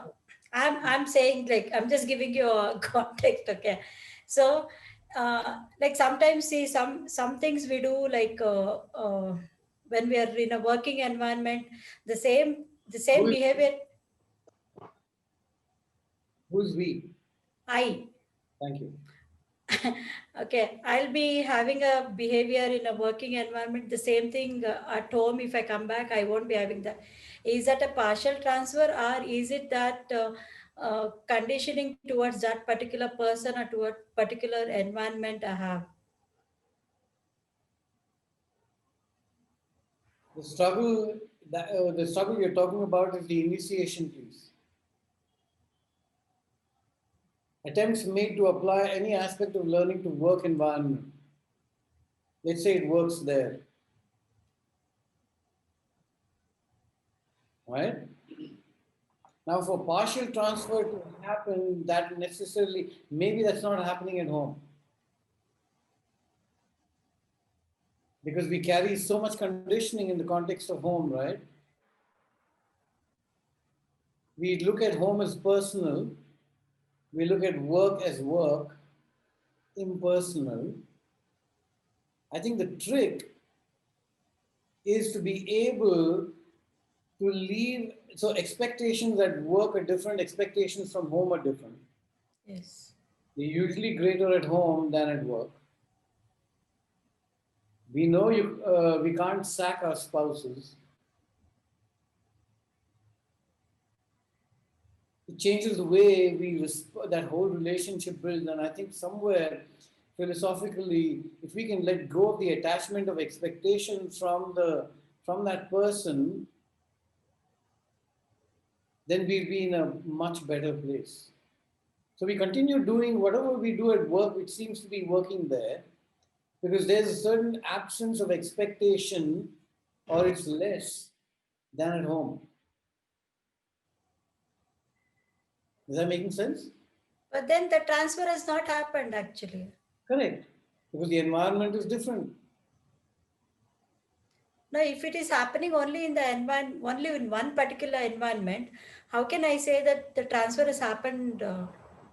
It may have. Okay. It's not, it may not. So here we are looking at transfer happening within you as a result of this course. Are we talking of you practicing something at work and practicing something? What are we talking about? I've learned here something and I'm practicing outside after that. So, which I'll be practicing only in the work environment. I'll not be doing it. I'll not be doing it in the house. What wishes? Why is that? Why do you see it as different? I know it's different, but why do you see it as different?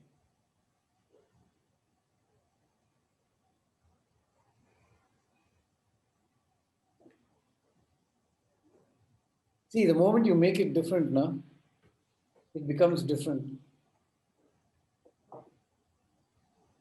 But this is not about them, this is about you. Yeah, I'm talking about myself only. I know. When I can do it there, why am I not able to do it here? Good question. I have no idea.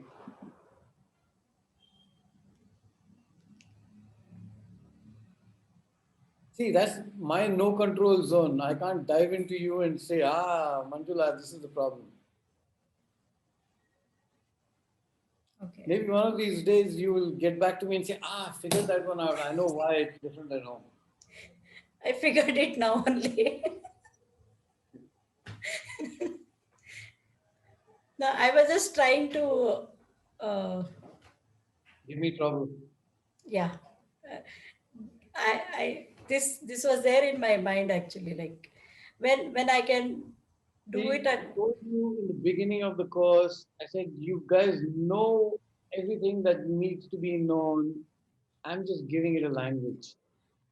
Yes. You know the answer.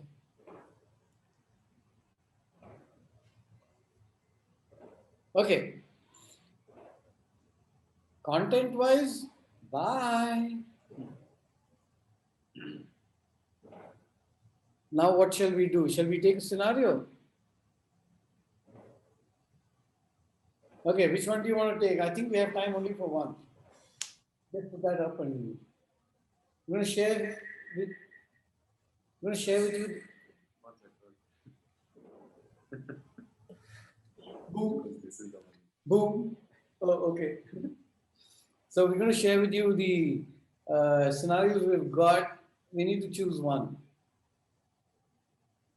Or I can dissect all three straight away. Your wish. No, dissect. My wish. Okay. I'm not doing anything. No, that option is not there.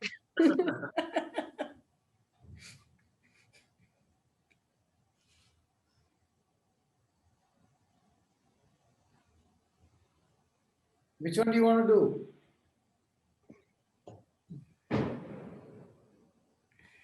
Or should we have quick conversations of, okay, let's do scenario, the first one. First year college students, indoor group, Diverse group with students from privileged and scarce economic background functioning in silos.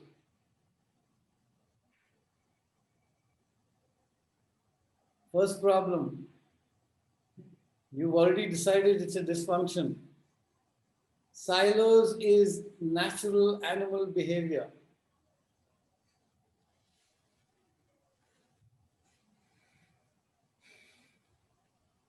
Now, you've given me options, I have no idea why.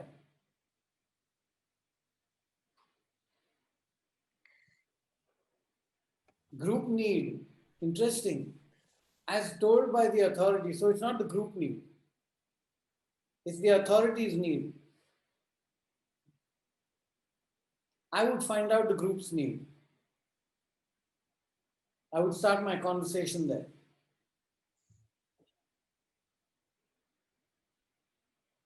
So how would you find it? How would you find what is their need? Okay, ready? Hiteshi, Surabhir, we ready? Monica, Ram, yeah, we are ready. Vishwas, just before you go ahead, the option A and option B is for you to select from which one you prefer. And group need is basically the objective that we spoke about is collective responsibility. And either of the groups, like group 1 has a dysfunction and group 2, which is option A, has a dysfunction and option B has a dysfunction. So that's like a characteristic of the group from so that you can describe and then we'll act. How is silos a dysfunction? Not silo, basically it is the diverse group who have not come together and basically they have everything of their own. So they don't work together or be with each other within the whole classroom. Okay.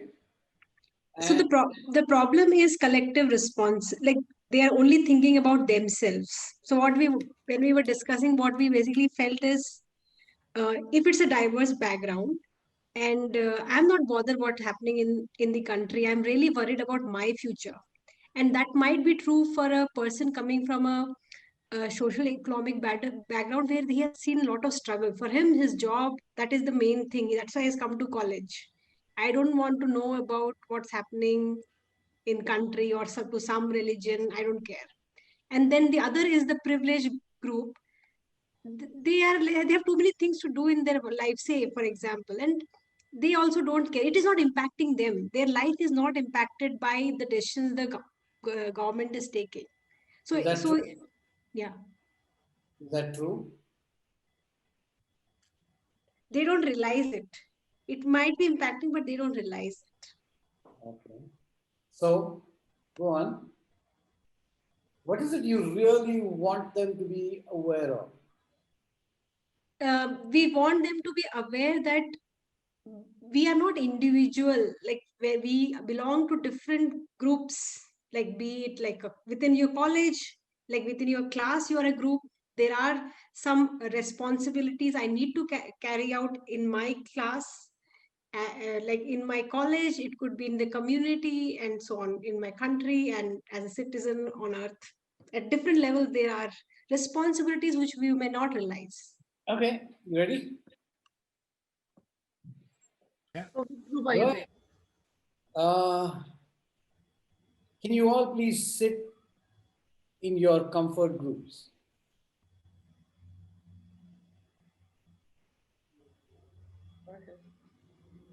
Right? Okay, yeah. What do you notice? You made us think about someone else or you made us move to be more comfortable. Are you feeling more comfortable in your group? Yeah. Yeah. So let's just assume that that's the truth with all groups and all members of the group. You chose a group for certain reasons. What if I move you around? Resistance. I won't be comfortable. I won't like can't talk to everyone in my class. You want to talk to everyone, but suppose I said I want you to talk to only your group. I'm fine You do with that? it. Yeah. You okay with that? Yeah. Which means that I could mix you up and you'd still form groups. No, but I'll not be with my friends. No? I'm not talking about friends yet. You are using the word. In your new group, is it possible for you to build a friendship? Not really. I don't think so. No? They're particularly losers. I will not Yeah. talk. Yeah. Oh, I see. And losers means what? They have attitude. They Okay. don't know how to talk. Okay. Can't perform well anywhere. And what I is it that you have that makes you different from them? I'm understanding. Oh, brilliant. Therefore, if you are understanding, I should be able to take you and put you in any group and you will understand. But it is not one way. Understanding has to be both ways. I'm sure. But does anything happen in the first time? Well, they can't make me win. I'm a winner. So even if I'm understanding, doesn't mean I like to lose. I'm not talking about winners and losers at all. I could very quickly show you how you are a loser. I doubt that. We always win. Yes. What is it you win at? Anything. Like the Any- activity you just did. Are you You sure? just did. Are you sure you can win at anything? Yeah. Yeah. Are you sure? Uh-huh. I'm asking you again. Yes. Okay, so here's what we're going to do. I'm going to present you with a challenge, Okay. and I want you to show yourself as a winner. Well, I have to choose the challenge. Huh? I will choose the challenge if I want to participate or not. Oh, life doesn't allow you to choose challenges, no? But here I have the choice, right? I'm taking it away from you because if you say you're a winner all the time, then it doesn't matter where the challenge comes from. Can I just ask you why we're doing this? Absolutely. Like, Why? why are you boring us? I asked you a question, I put you in your groups, and then I said what? Do you remember what I asked you? What? What do you notice? You're And you welcome. saw a world of winners and losers. And in your world, you're the winner. Uh-huh. My guess is you ask the other group, they're probably likely to say that too. Nah, I doubt that. Remember what we discussed? yeah. So I am a loser. You feel like a loser? Yeah, totally. And we just did this activity, and I'm a loser. I'm sorry. I don't want to play this game. I declare myself as a We loser. haven't played yet. I will hit you with the activity when I'm ready for you. Till then, we're just having a conversation. Okay, what do you want from us? Oh, what? Oh, good question. Thank you. I don't want anything from you. I'm only going to ask you questions. And my question was, what do you notice? And you used very interesting words. You said winners and losers. But the truth is that you ask each group, and they're likely to tell you that they're all winners within their own group. And if I go deep enough, okay, I'm going to cut this short. Normally, I would actually have this conversation. But if you ask each group, they will tell you what their winners at and what winning means. Now, group A wins at coolness. Group B wins in farming. Group C wins in the kitchen or whatever. I'm just taking some examples. So we are all winners. We're just winners at different things.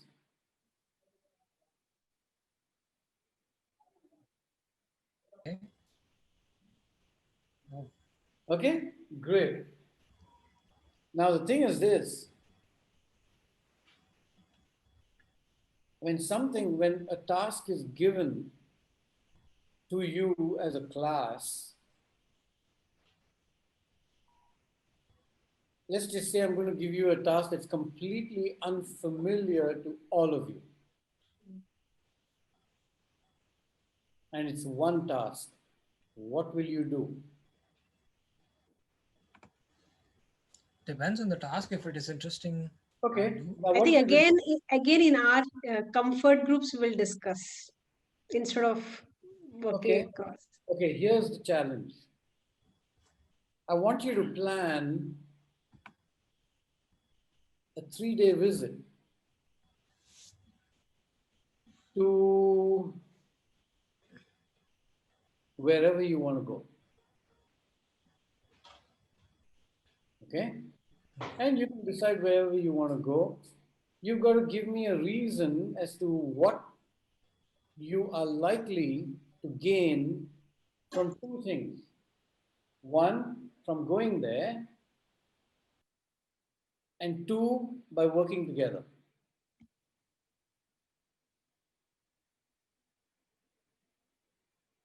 So I'm still not participating.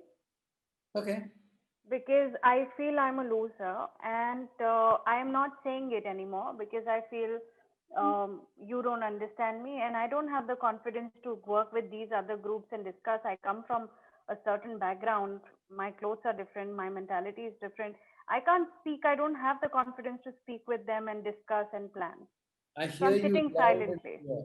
I hear you loud and clear. You've spoken so much about what you cannot do. Now, tell me what you can do. Put me with these. Put me with Ramesh and Manoj, and I will try and come That's up your with a. comfort group? Yes, they are from my mohalla, my colony. Okay, fine. I thought you were already in your comfort groups. Ramesh and Suresh are already with you. Yes. Can we choose not to do it? Sure. Hey, can we just ignore Surbi and let's plan a chill party? Let's go out somewhere, 3-4 days party. Yeah, who cares? Oh, Can we plan separately? I came here to have fun. So did I. So did okay, hold on. Each one of you has a different objective, right? But you are in my classroom. And there's the context. Oh, The context is 3-day trip. And you've got to explain to me why you're what you're going to, what you have to gain from it. In the process and in going there. Can we not say we're gaining happiness? I'm happy with that. Sure, you're going to describe to me what that happiness is going to do for you. Make me happy. I don't have a problem with it. Be happy, exactly. Well done, Ram. Yeah, sure. Now try and get down to that conversation of having a happiness conversation.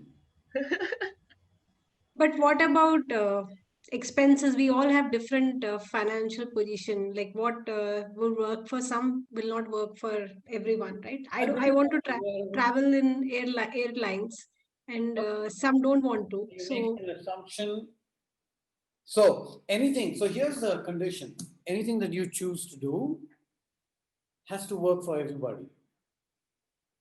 In the end. Boring. Boring. This is highly boring. I don't want to do it Okay. because I won't enjoy it. Okay. I have my way of traveling. I don't want to change it. Okay. Anybody else not wanting to do it? Yeah, or everybody is a cribber. I don't want to go with all the cribbers, man. Okay. So I'm gonna go in Hitesh's jet. Do you know why you're here? Yes, collective responsibility. Yeah, I didn't know that. And what I'm seeing is nobody's interested. Yeah. Yeah, please celebrate that. At least we agree on one thing. Can you imagine 4 groups agreeing to one thing? immensely possible that you might agree to something else. For That the is moment, for the moment, what I hear you saying is you all agree not to participate in the challenge I'm throwing at you. Absolutely, yeah. And that's fine. Vishwas, I have one question. Is this process question or classroom question? Yeah, a process question. Okay. Okay, are we done? Yes. Okay. well, I do have a question, but after Racy, of course. देशी कान के नीचे खींच के दूंगा ना सब समझ में आएगा. बोलने का मन है मेरा भी उन बच्चों को, but the point is that when they collectively decide to be idiots, what do you do? Like, Wait, hold on. Racy has a question. We will deal with your what do you do? I'm doing it. I'm asking you. So here's the deal. You want me to close it, right? Yeah. Okay, here's the deal. We are here for a purpose. You know what the purpose is? And my job is to work stuff with you around that purpose. What I'm hearing right now is you've chosen to take collective responsibility to do nothing. What you just realized, maybe, and maybe you didn't, is that you just showed me collective responsibility. The responsibility you take has a consequence. And that consequence today, right now, is that if you choose to take collective responsibility for doing nothing, then we shall just sit together as long as it takes for us to arrive at what it is that we have to do, which is together show collective responsibility in agreeing to go on a 3-day trip.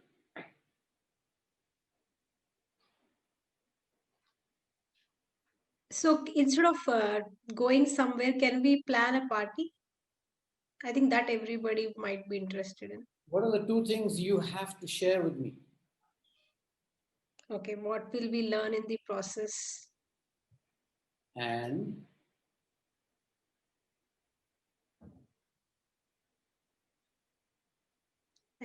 what will we... I forgot the second question. I will give you till you arrive at it now because you're being so nice to me.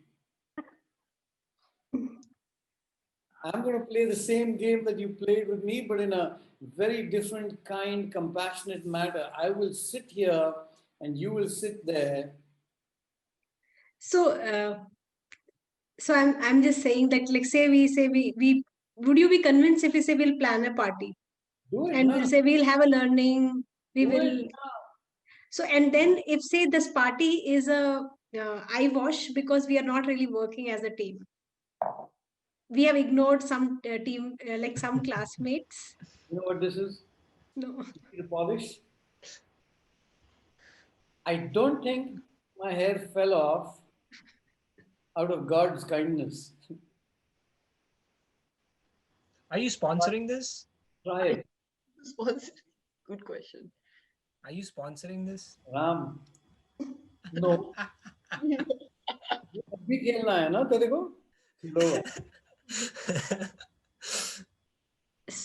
So say we, like, you realize that we are not working as a group. Stop. What would you do? Stop. Dissect what I've done so far. Unless you're choosing to be responsible about that as well right now. My question. See similarities like in our ideas. So we actually do connect on certain things that we collectively do not want to do something. So at least now I like my people a little more. What is the principle behind it? Similarity. That we've done in deep, we've talked about it, we've said it again and again and again. What is the principle? Start the principle is we are not like similar than we think. Another one. Start from where they are, not where you are.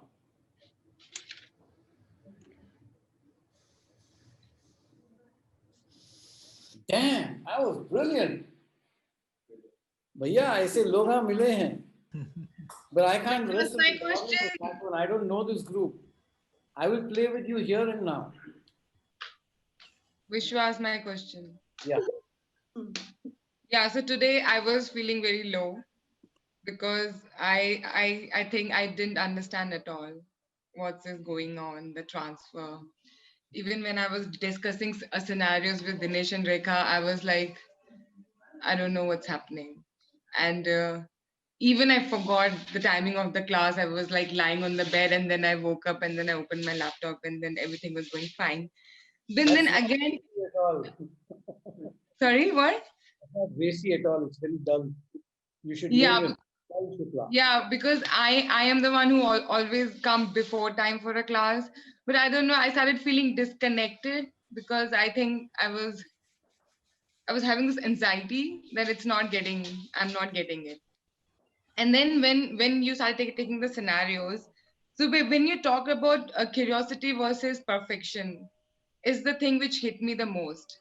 That yeah. So now when we talk about perfection, when we do an activity, and when you said that when we take a group and activity, we want the kids to complete an activity and go to the other one, because but that is how our system is. What you can say. We are given that this program has to be done. It is supposed to be done that way, and the collective thing and the perfection. But we are looking for perfection, and but as a facilitator, yes, I should go for curiosity, but in the end when I want a transfer, isn't it also a part of my idea of perfection, then I want the transfer to be seen. Yeah. Big problem. Yeah. And so when you said earlier that it doesn't happen, you should not never see that there will always be a transfer. You should you are not there to change people. You don't have to change anyone. You just have things which are in a control not control zone. But then when you cannot see the transfer happening, how do you know that you can make a transfer happen? You will know. You're going to have the ears to be able to listen to your participants when you ask them questions. I'm having a panic attack right now. Okay, now drink some water, please.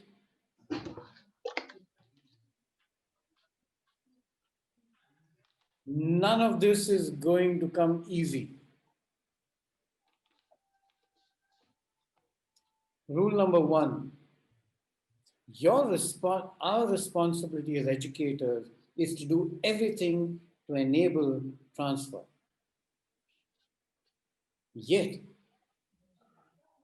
you probably need to understand first that you have absolutely no control over it.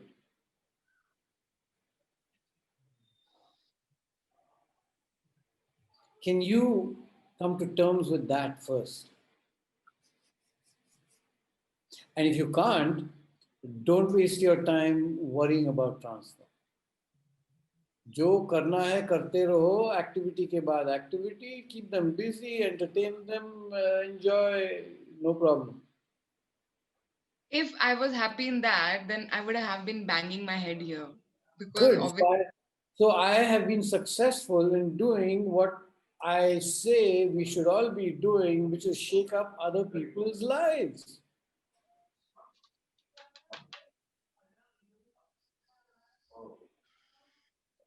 I'm not going to apologize for it, Tracy. You came to this course. I've created the yeah, sequence for you. after E2Go, I felt better. I thought I've got it. And after this, I feel I've lost it. Yeah, you're going to have the got it, lost it feeling for the rest of your life. So what? Racy, classic example of how you think all this is this. You were there for my talk. What was the single most, for me at least, maybe it didn't get across, single most important message I was trying to give there? Stop trying to change the world. Look at yourself. Do something for yourself, and don't measure yourself by what happens to somebody else. That I understand. That thing you have been Finish. saying, I totally Finish. understand. You should have a joyful life then. If you are unhappy about your own ability to do something, stay unhappy, because that is a great fuel for the fire. It's like I get anxiety when like a symbol, when you say curiosity versus, and how I was thinking assumption, and I couldn't think it's perfection when it is so, it's so obvious. I And know. when you So you couldn't get it. You said assumption. So that, yeah, that means I am not understanding, or I'm not actually getting it. I'll tell you a simple thing. When I started feeling this low, after that story of island, and the thing was initiative, it is again so basic, and are you I'm like, crazy? Are you huh? crazy? You think I Sorry? expected? Do you think I said, are you crazy? Say yes. Yeah. Good. You must be. Do you think anybody understood that story? I want to be a good facilitator. If I'm not understanding, Racy, if you want to be a good facilitator, lesson number one, learn to forgive yourself. If you cannot forgive yourself, how are you ever going to forgive others for the stupid things that you think they do? How? Tell me. How? Remember Poe? How? yeah.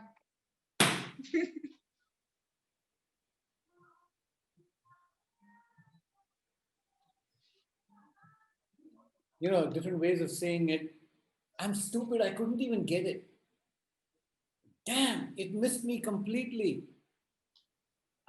One of these days I'm going to know better. Be kind to yourself, yaar. What's your problem? Can you be kind to others? Yeah, I want to be kind.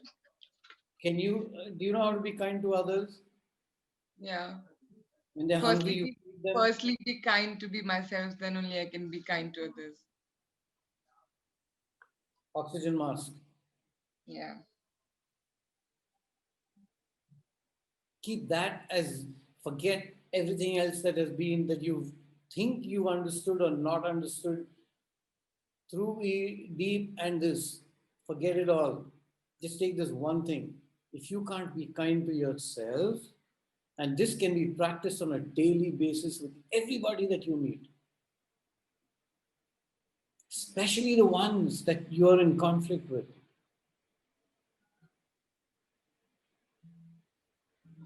If somebody calls you an idiot, what do you mean, all that stuff, And if you can sit back and say, oh, wonderful, I am something, I'm not nothing. I'm an idiot. Yay, celebrate. What's the problem?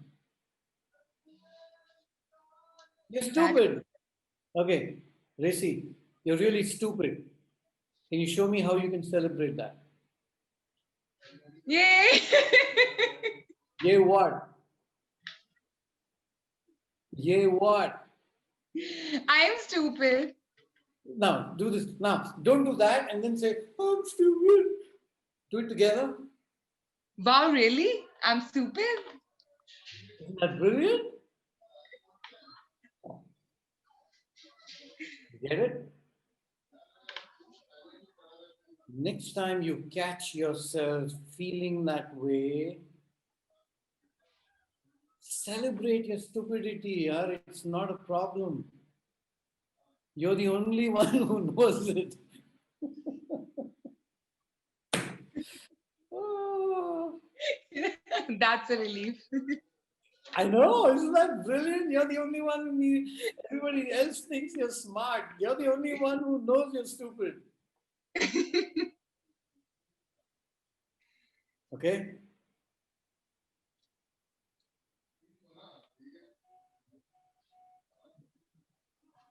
Are we done? So, if you want another session, you have, what are the two conditions?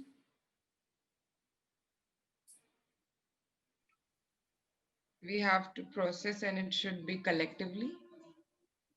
What are you going to learn from it? Now, What will I gain and what will we gain to work into? celebrate, Racy. Here's your chance to celebrate. You didn't get it. Celebrate your stupidity. Come on. Now. Yeah. Okay. What are the two things? What will I gain from it and what will I gain? What can we gain by working with collectively? What do I intentionally intend to gain from it?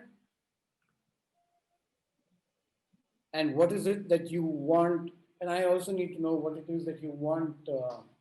What do you want? Extra session for what? I mean, this was a fantastic closure. We celebrated, didn't we?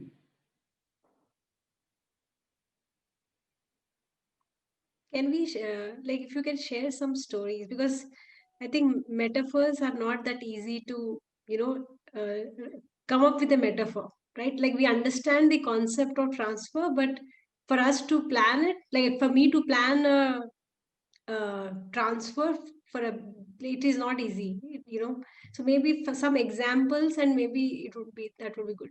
Yeah. Can I read a story to you? Huh? Okay.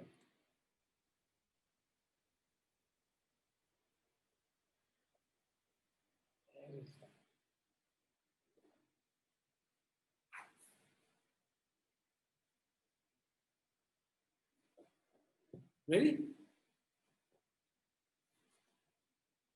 They were all born with them, but not her. The doctor gave her parents the bad news. She had neither big feet nor wings. Angels usually had one or the other, big feet or wings, and some were lucky enough to have them both. When young angels were pushed from their parents' nests, they either landed on their big feet, which helped them get a running start, or they immediately learned how to fly with the wings on their backs. Even as a baby, she felt the sadness in her parents. Almost all of their time was devoted to figuring out what to do with her. She continually heard, "What will we do? How will we be able to push her from the nest? She'll not be able to fly, nor will she land on her feet." Everyone, young and old, looked at her with sympathy. She hated it when they got that look in their eyes. "No, I do not want your stupid, silly sympathy," she would yell at them. Sometimes she would throw bits of the nets to make sure they got the idea. She liked to look to the moon, for he always seemed to have a smile for her. One night, he spoke to her. "If you really believe in yourself and know in your deepest heart, in your heart of hearts, in your greatest dreams," "I get the idea," she said to him without meaning to sound rude. "Well, if you know what it is you really want to do, you will be able to do it. Dreams do come true, you know." "Yeah, and cows fly over the moon," she said. He glowed with laughter toward her. "Gather your strengths and I have no doubt you will succeed. Good night, moon." Good night, little angel. She waited until the moon was new, for she wanted to gather her strength as he had suggested. So when the moon was new, she dreamed her heart's deepest desire to have wings. Each night thereafter, she pictured what she would look like with wings, what it would feel like to fly. As the moon grew stronger in its light, first as a crescent, then as half moon, she would muster her greatest strength and yell, "Oh, please, please, please, give me some wings." And each morning, she would check her back for wings. There were no new wings. Still, she remained steadfast and determined, declaring her desire for wings each night under the ever-strengthening light of the moon. After imploring another almost full moon to grant her desire, she woke up the next morning and, as usual, checked for her wings. Check. Do you have wings?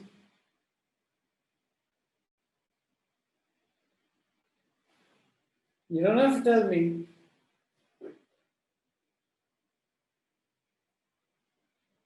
Still, she remained steadfast and determined, declaring her desire for wings each night under the ever-strengthening light of the moon.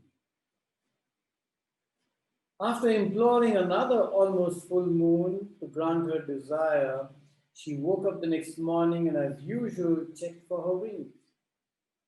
With a yelp of joy, she ran to her parents and squealed, "Look, something has grown!"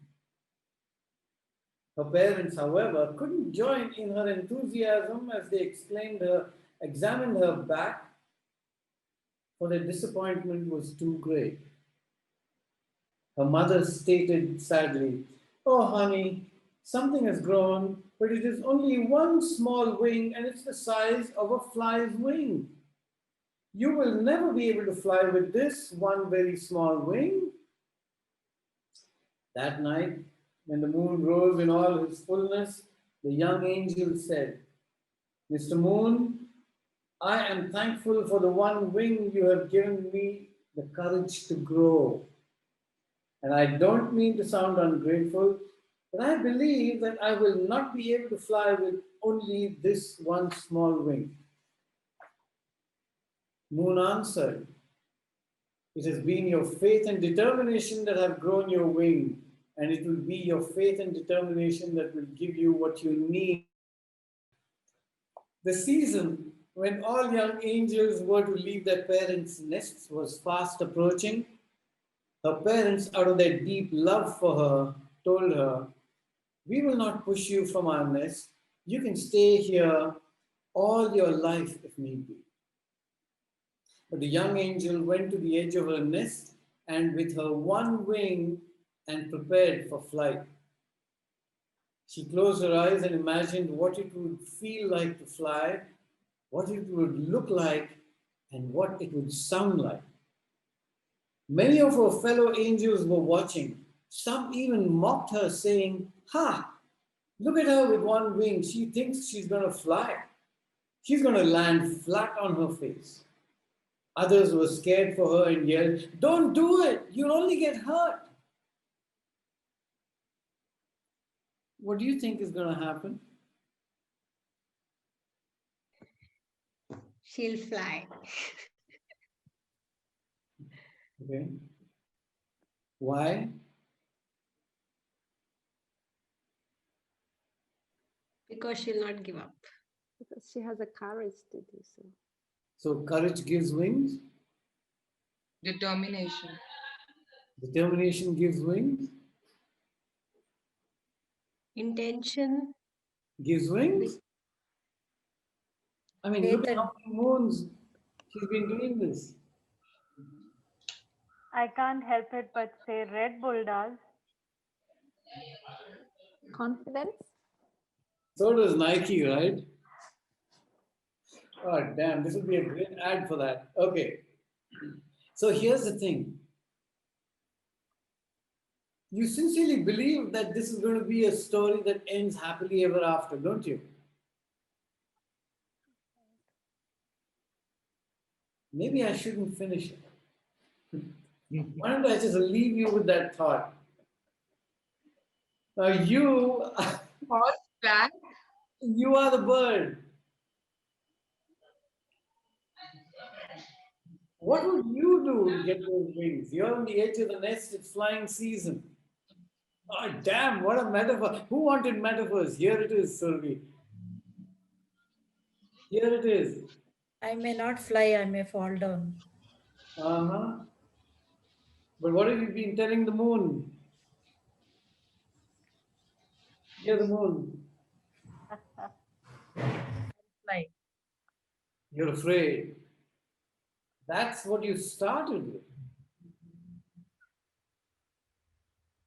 What are you saying now? I believe I can. What are you afraid of?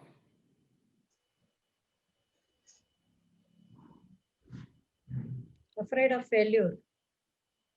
What does failure look like? Falling on the ground.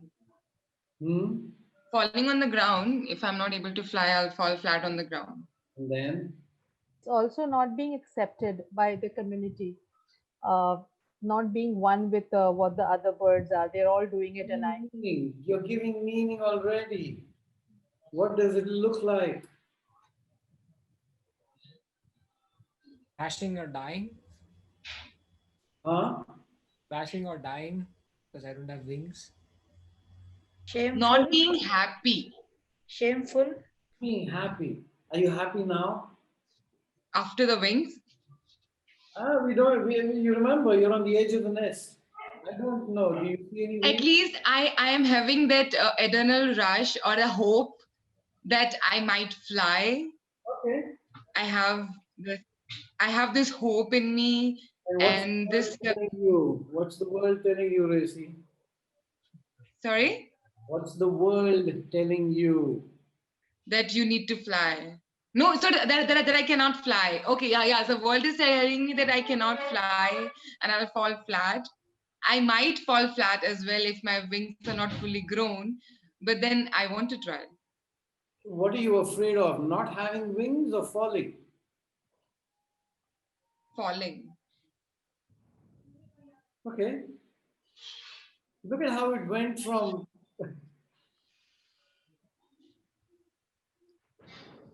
I guess failure is not being able to do what you want to do. That will be failure in a sense. Not meeting the. Why would you not be able to do it? Where did you get the idea? Yeah, we don't know. I mean, I don't know if I'll be able to do it or not. But you don't know. Yeah. You're on the edge of the nest. You got something there. Look around, Ram. Look.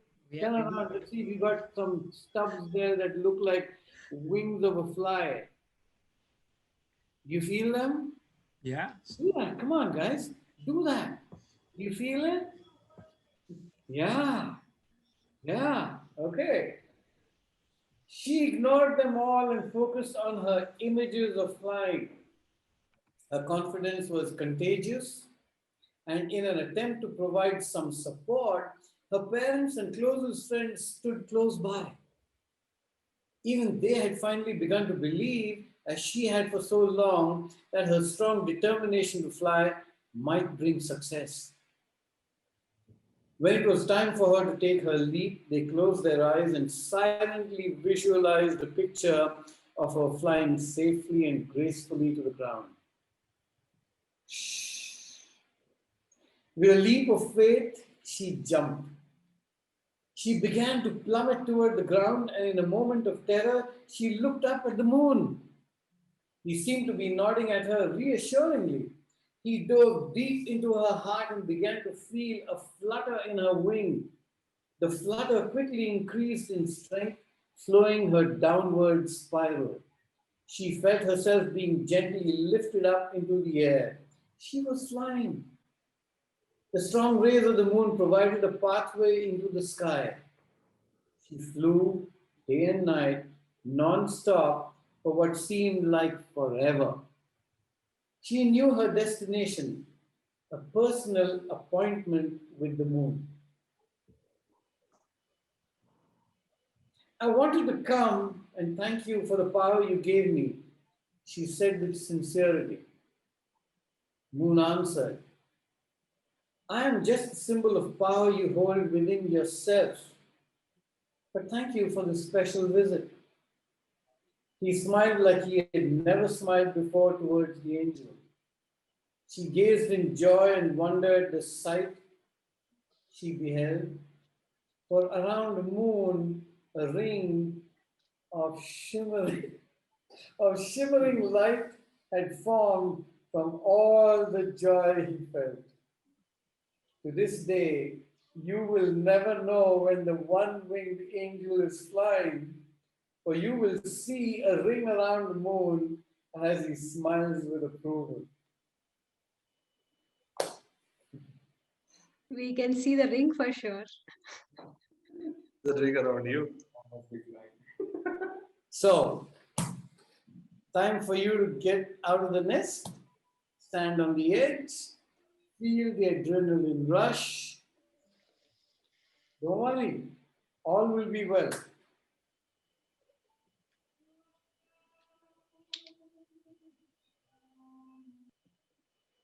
Cool. Okay. So whatever happens next, you will decide. And just remember, what does that mean? Moon.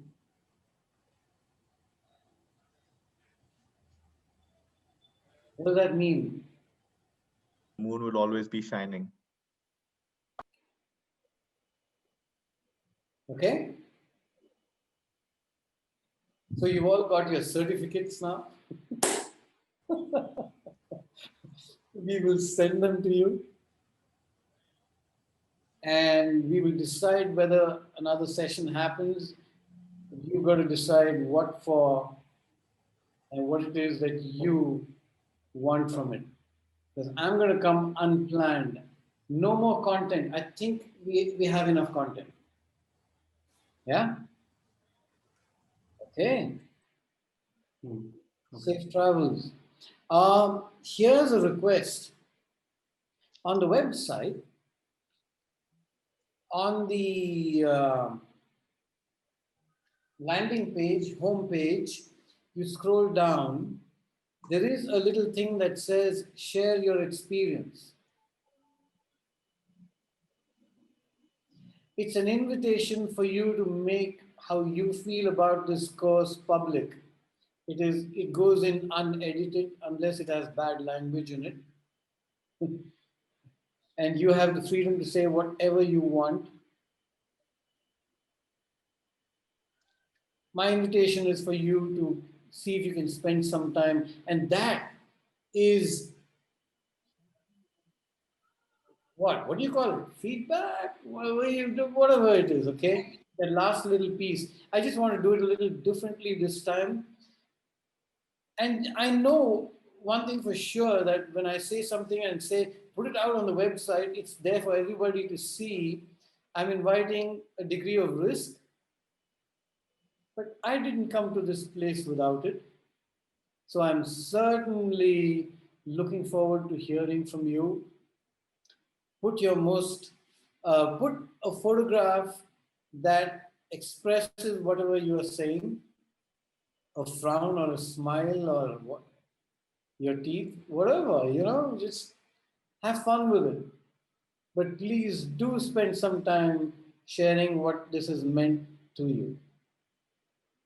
Okay? So, when is the last date for deciding whether we are having another session or not? I have one proposal for the group. Why don't we play a little game and So, then one person process. And then... see, all this has to happen with your own energy, not on my Zoom time. Okay. Okay? So you do whatever you want and you let me know.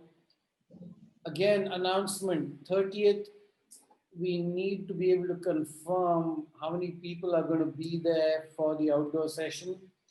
As on date, we have 21. Yeah? 26 have given the word, 7 for the food, 70, whatever. What is that? 70, 16, and 21 for the 24th. Looks like the 24th is a more manageable day. So if things work out, hopefully we'll see you there. But 30th is the last date that we need to take, uh, you know. So why don't we just say 30 is the last day for you as well? Okay? Cool. May you have tons of love around you. Woo. And joy and dance and music. Yippee! Anything anybody wants to say, I'm all ears, but you don't have to. It's been a long night.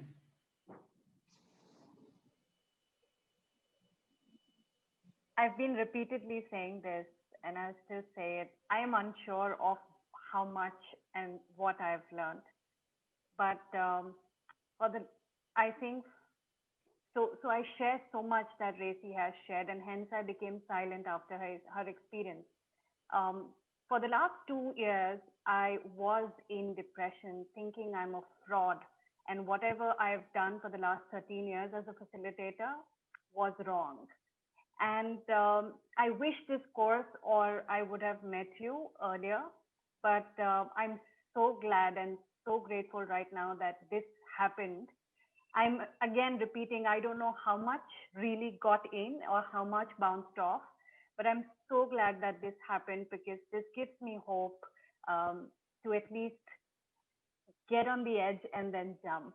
I don't know what's going to happen, but I have the hope. So thank you so much.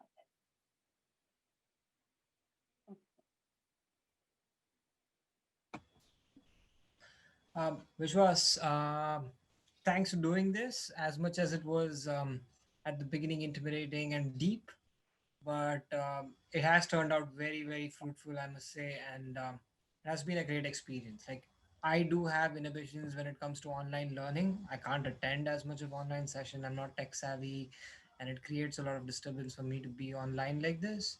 But this has thoroughly been engaging, and a lot of information has gotten through. So thank you so much for doing this. This has been great. My joy, sir. Yeah, I mean, you've been sitting on your ass for 3 hours, damn it. And it wasn't even a movie.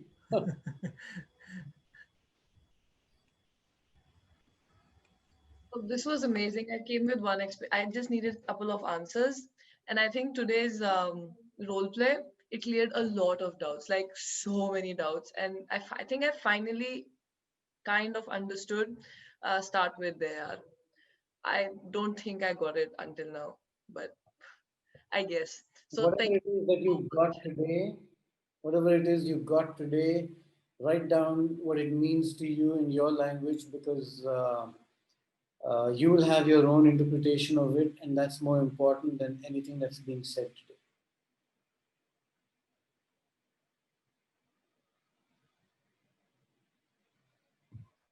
Right. Have a hearty dinner. Vishwas, I'd like to say something. Yes, please. I've been rather quiet, but uh, quiet more because it's very interesting to hear so many things, and it was like as if my participant session was going on, and so when you're caught with something, and then you keep quiet, and then you see what's happening, and so it was all it was as if a lot of movies are role played at the same time when so many things are happening. So really gratitude for that. And as I always tell you, I'm not an online person, just like Ram said. And how I'm sitting and my daughter is like grumbling away to Glory here, and what the hell are you doing, like, so Easy, right? but, but I'm like I don't believe myself that I'm actually sitting for 3 hours like that. And you know um, nice, but yeah, you do give vocabulary. So really gratitude for that. I did lack vocabulary. Thank you. Thank you so much. Yeah, I would Yeah. like to share. Can you hear me? Yep. Okay. So very grateful for being here, and somehow I got used to the sessions over the past few months, and what I've learned here is very helpful. I would like to use a metaphor for it. I know that I've attended your sessions multiple times since 2015, and the metaphor is like पुरानी building को साफ कर दिए और पुरानी building को चुनना पड़ गया. That's the feeling I get.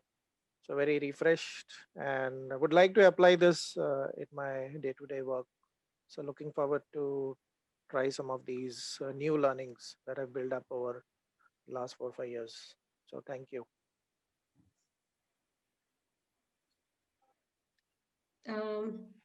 Thank you, Vishwas, for this course. I think as an educator, I really needed this perspective, what really education is. And I think I would have missed out a very big piece of becoming a teacher if I had not done this course. So really grateful that you did this. I know you had a lot of apprehensions for doing transfer, but I'm really happy you did it. Yeah, me too. You've been my guinea pigs, and this has been my playground, and I think it's just been brilliant for me as well. Thank you for allowing me to do it.